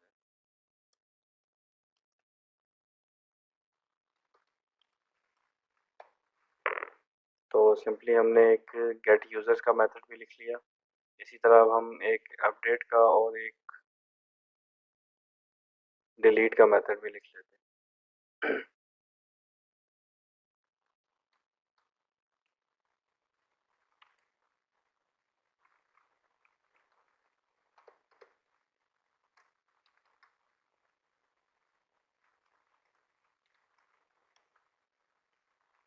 तो डिलीट यूज़र हम आईडी की बेस पे कर लेते हैं कि जो हम इसको आईडी दें वो वाला यूज़र हमारा डिलीट कर।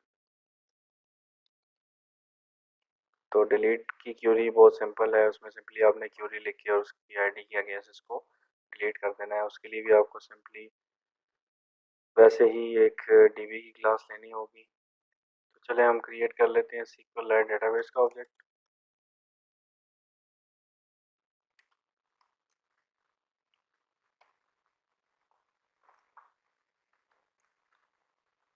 और सिंपली आपने डेटाबेस डॉट डिलीट का मेथड कॉल करना है। अब डिलीट के मेथड में आपसे वो पूछ रहा है आपकी वेयर क्लॉज और आपका टेबल का नाम, तो वो दोनों चीज़ें हम इसमें ऐड कर देते हैं। वेयर क्लॉज के बाद आपने इसमें ऐड करना है वेयर के जो आर्ग्यूमेंट्स हैं वो। तो चलें वो बताते हैं।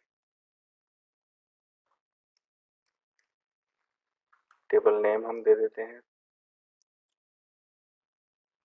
और आईडी की बेस पे अगर हमने डिलीट करना तो हम इसको PID दे देंगे।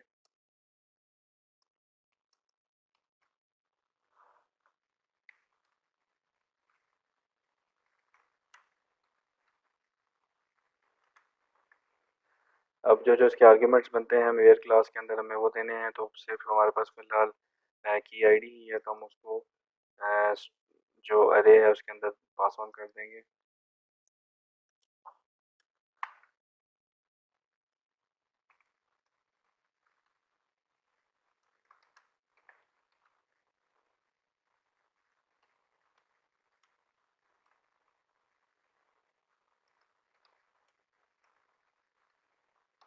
तो ये सिंपली हमने एक डिलीट का मेथड कॉल कर लिया। अब इसको हम डीबी को क्लोज कर लेते हैं।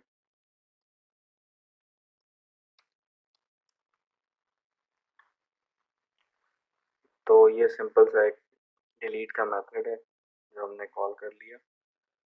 अब हम देख लेते हैं कि अपडेट का मेथड है वो हम कैसे लिखेंगे।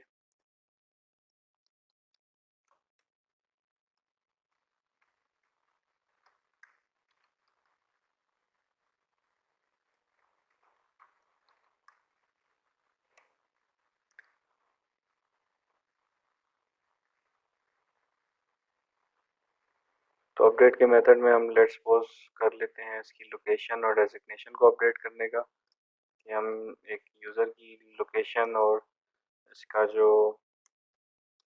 डेजिग्नेशन है वो कैसे चेंज कर सकते हैं। तो हम दोनों चीज़ें स्ट्रिंग की फॉर्म में इसको इनपुट कर देंगे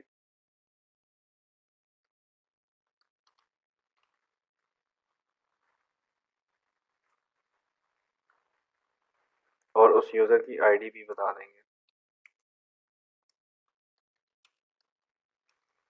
तो ये आईडी के अगेंस्ट आपका जो यूज़र है इसकी लोकेशन और डेजिग्नेशन हम चेंज कर देते हैं। इसकी रिटर्न टाइप एंटर रख देते हैं। इसका मतलब है कि आपको जो नई आईडी है वो मिल जाएगी।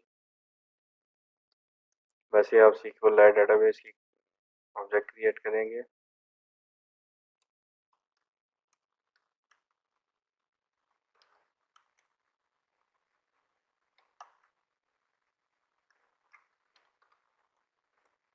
कंटेंट वैल्यूज़ के अंदर आपके पास वैल्यूज़ आ जाएंगी जो आप इसको इनपुट करेंगे।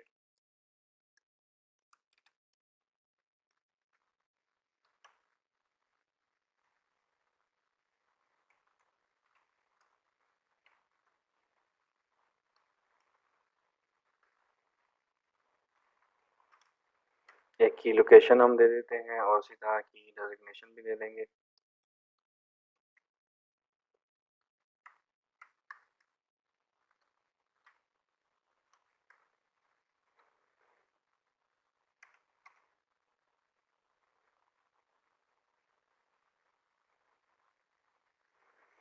अब अपडेट कॉल कर देते हैं। उसके लिए सिंपली आपको डेटाबेस डॉट अपडेट का मेथड कॉल करना पड़ेगा और उसके अंदर वैसे ही आप टेबल उसकी वैल्यूज़ और वेयर क्लॉज दे देंगे और वेयर क्लॉज के जो आर्ग्यूमेंट्स हैं वो भी दे देंगे।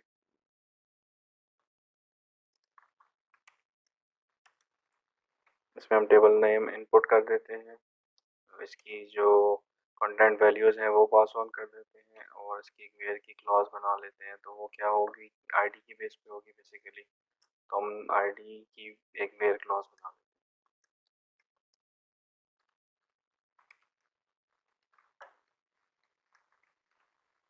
और इसमें वैसे ही हम आर्ग्यूमेंट्स पास कर देंगे, यानी कि जो हमें आईडी मिली है वो आईडी हम इसको पास ऑन कर देंगे।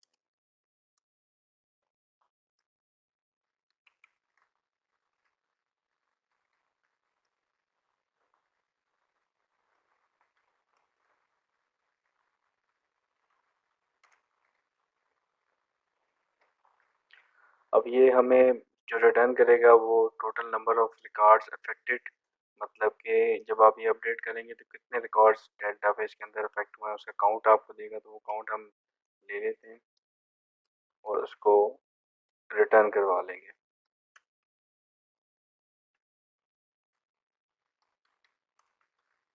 तो जैसा कि आपने देखा, तो सिंपली हमने क्रूड ऑपरेशन सारे के सारे लिख लिए हैं और इसी क्लास के अंदर इसको हमने लिख लिया है, जिसमें हमारे पास सबसे पहले इंसर्ट यूज़र आ गया, उसके बाद हमने गेट यूज़र्स का मेथड एक कॉल कर लिया, बना लिया, उसके बाद हमने एक डिलीट यूज़र का मेथड बना लिया और एक अपडेट यूज़र का मेथड बना लिया।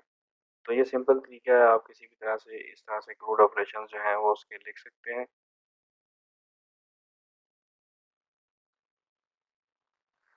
तो चलिए हम देख लेते हैं कि हम इन ऑपरेशंस को किस तरह से यूज़ कर सकते हैं। इनमें से कुछ ऑपरेशंस हम यूज़ करके एक एग्जांपल के तौर पे चेक कर लेते हैं और उसके बाद आप किसी भी जगह पे किसी भी तरीके से इन ऑपरेशंस को यूज़ कर सकते हैं अपनी मर्ज़ी के मुताबिक। तो एक छोटा सा लेआउट बना के हम इसमें कुछ इंसर्शन करके चेक कर लेते हैं, तो देखते हैं इसको कैसे करेंगे।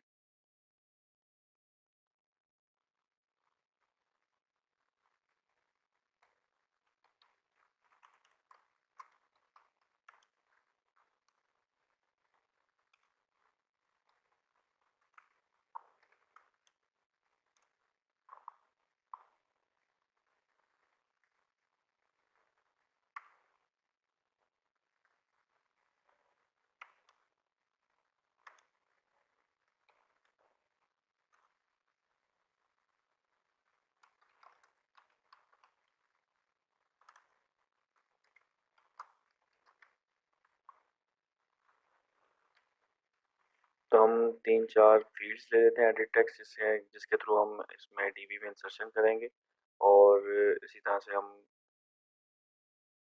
तो चलिए हम एडिट टेक्स्ट ले लेते हैं 3।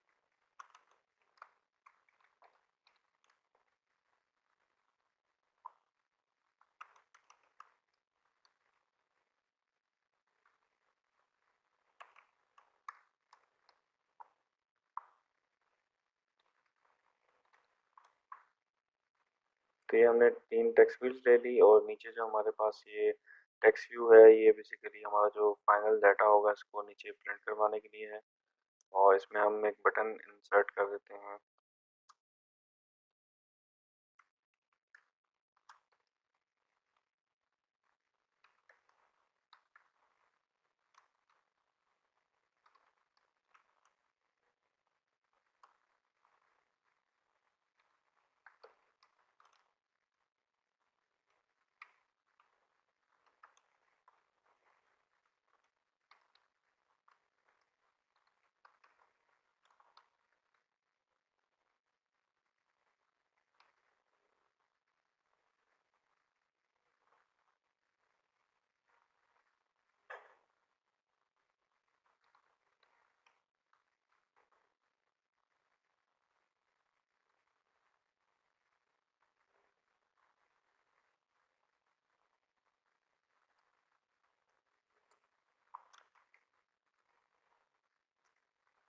इसी तरह हम एक डिलीट के लिए काम कर लेते हैं कि हम एक एडिट टेक्स्ट बना लेते हैं जिसमें हम डिलीट की यूज़र आईडी दे देंगे और नीचे डिलीट का बटन दे देंगे, जिसके अगेंस्ट वो यूज़र आईडी का जो डाटा है उसको डिलीट कर देगा।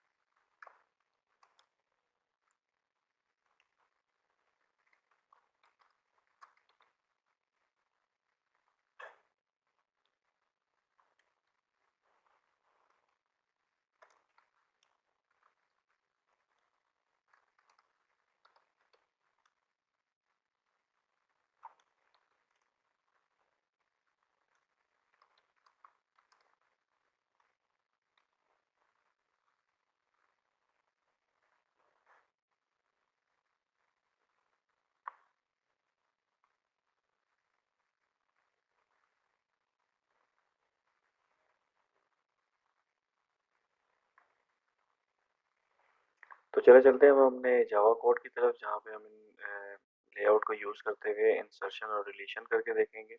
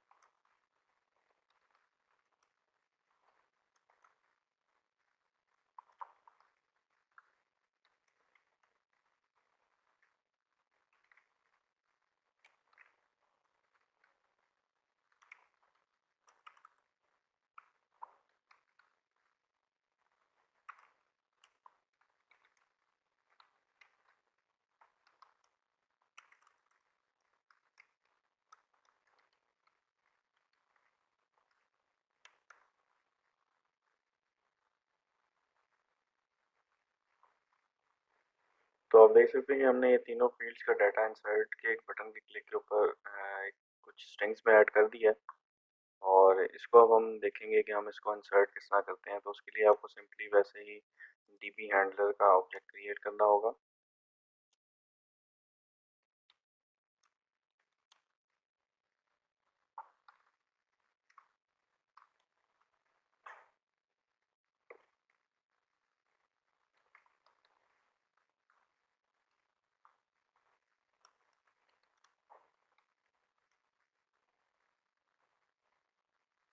अब इसका आपको मेथड हिट करना है इंसर्ट वाला, इंसर्ट यूज़र। इसमें आप सबसे पहले नेम दे देंगे, देन लोकेशन दे देंगे, उसके बाद आप डेजिग्नेशन दे देंगे।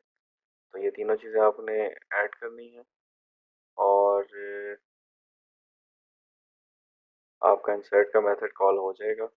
उसके बाद हम बेसिकली क्या करेंगे कि हम अपना जो डाटा है इसको प्रिंट करवा लेंगे। तो प्रिंट करवाने के लिए हमारे पास जो टीवी डाटा है हमने सेट किया था टेक्स्ट व्यू, उसके ऊपर हम इसको प्रिंट करवा लेते हैं। तो उसके लिए हमें क्या करना पड़ेगा कि इसमें से डाटा को गेट करना पड़ेगा।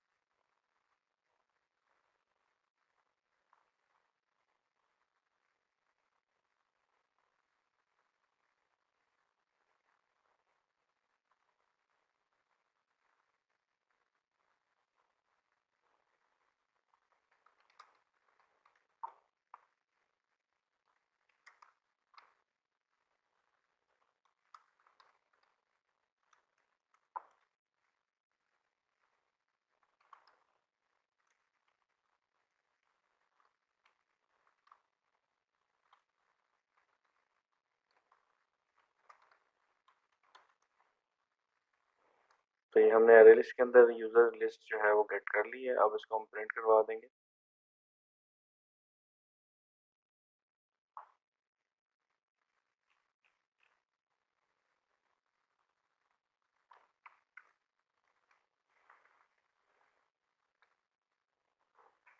एक फॉर लूप लगा लेते हैं।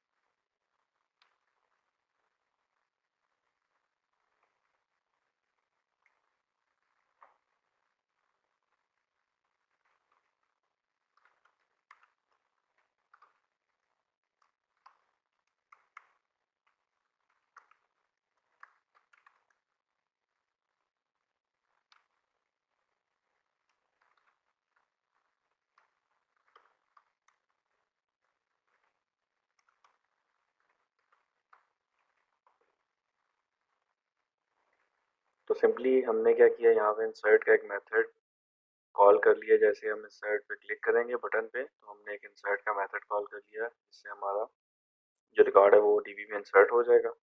उसके फ़ौरन बाद हमने क्या किया कि हमने सब के सब जो रिकॉर्ड्स हैं उसको गेट कर लिया, और गेट करने के बाद हमने बेसिकली यहाँ पे एक फॉर लूप लगा लिया, जिसके थ्रू हमने इस यूज़र को प्रिंट करवाना शुरू कर दिया आपके जो टेक्स्ट व्यूअर्स के ऊपर।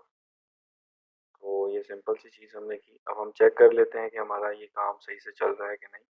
और दूसरी चीज़ हमने जो चेंज की है वो ये है कि इसमें एक स्क्रॉल व्यू ऐड कर दिया कि इस लेआउट में जब हमारे रिकॉर्ड्स बढ़ेंगे तो इसका एरिया काफ़ी ज़्यादा एक्सपैंड हो जाएगा, तो हमने स्क्रॉल व्यू के अंदर हमारा लेआउट जो है उसको ऐड कर दिया। ये हमने एक चेंज किया इसके अंदर, और यहाँ से हमने वैसे ही इंसर्ट रिकॉर्ड करके और उसके बाद उसको प्रिंट करवा दिया। तो इसको हम रन करके चेक कर लेते हैं हमारा काम सही से हो रहा है कि नहीं।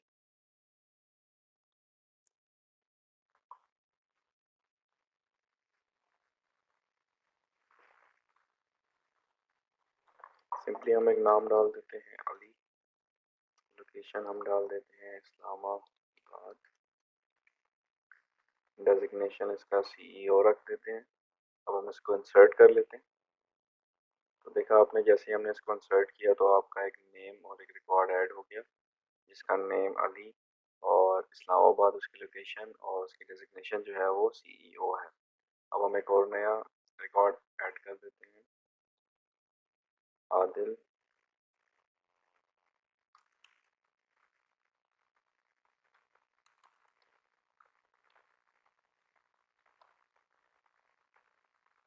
रावलपिंडी से इसको हम इंसर्ट कर देते हैं और देखते हैं कि हमारा ये इंसर्शन सक्सेसफुली हो रहा है कि नहीं। तो आप देख सकते हैं कि आपकी जो नेक्स्ट रिकॉर्ड है वो भी सक्सेसफुली ऐड हो गई है। तो इस तरह से आप जितने मर्जी रिकॉर्ड्स इसमें ऐड करते जाएं तो आप देखेंगे कि वो नीचे आपके पास शो होना शुरू हो जाएगा।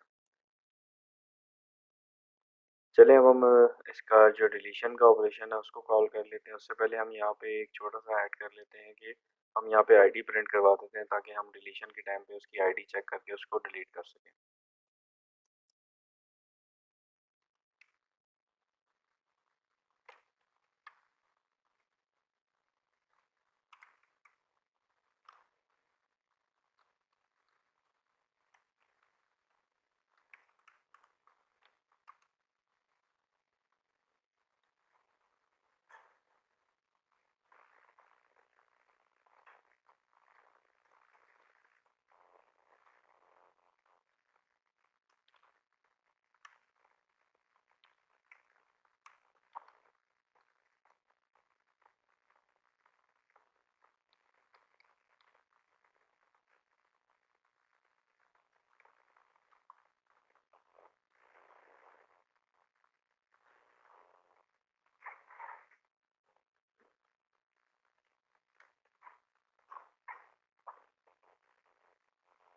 तो ये आईडी आपको यहाँ से मिलेगी नहीं, तो आपने क्या करना है कि जैसे ही आप रीडिंग कर रहे थे तो उस टाइम पे आपको इसकी आईडी भी लेनी पड़ेगी।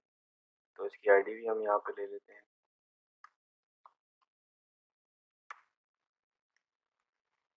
और इसको यहाँ पे ऐड भी करवा देते हैं।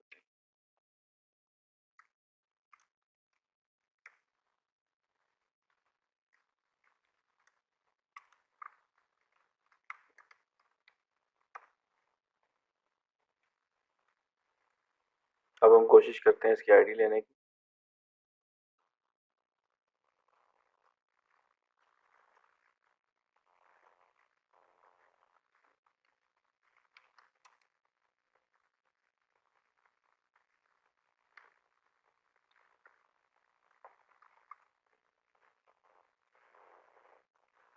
अब जैसा कि आपने देखा कि आपके पास यहाँ पे आईडीज भी मेंशन होना शुरू हो गई हैं।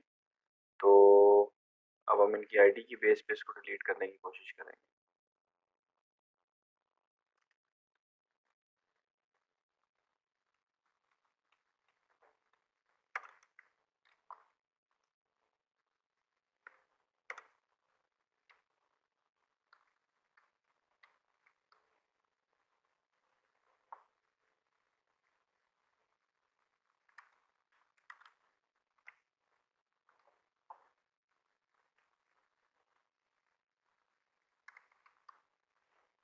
तो वैसे ही हम डीबी हेल्पर का ऑब्जेक्ट ले लेंगे।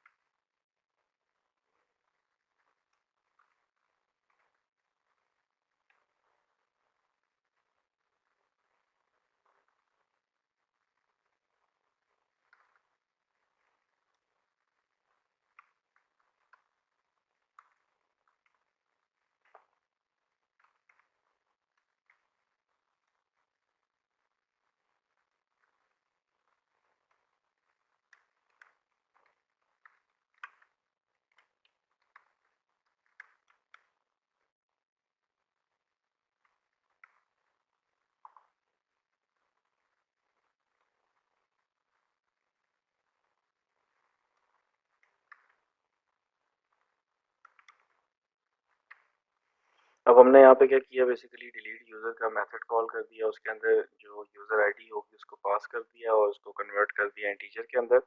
नेक्स्ट पे हमने दोबारा वैसे ही लिस्ट अपनी गेट करके उसको प्रिंट करवा दी। तो चलिए हम देखते हैं कि हमारा ये वाला काम चल रहा है सही से कि नहीं।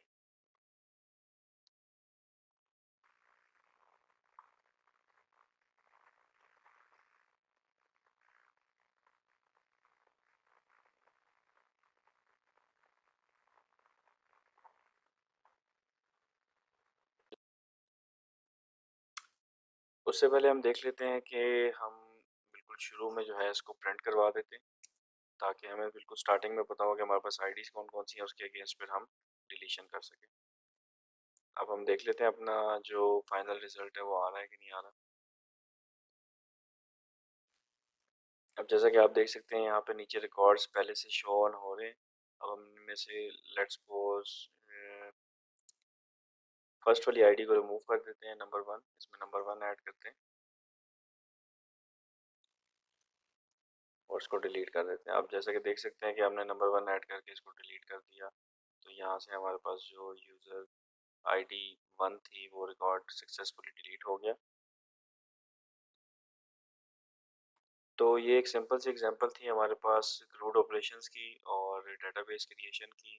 तो इस लेक्चर को हम यहाँ पे ख़त्म करते हैं।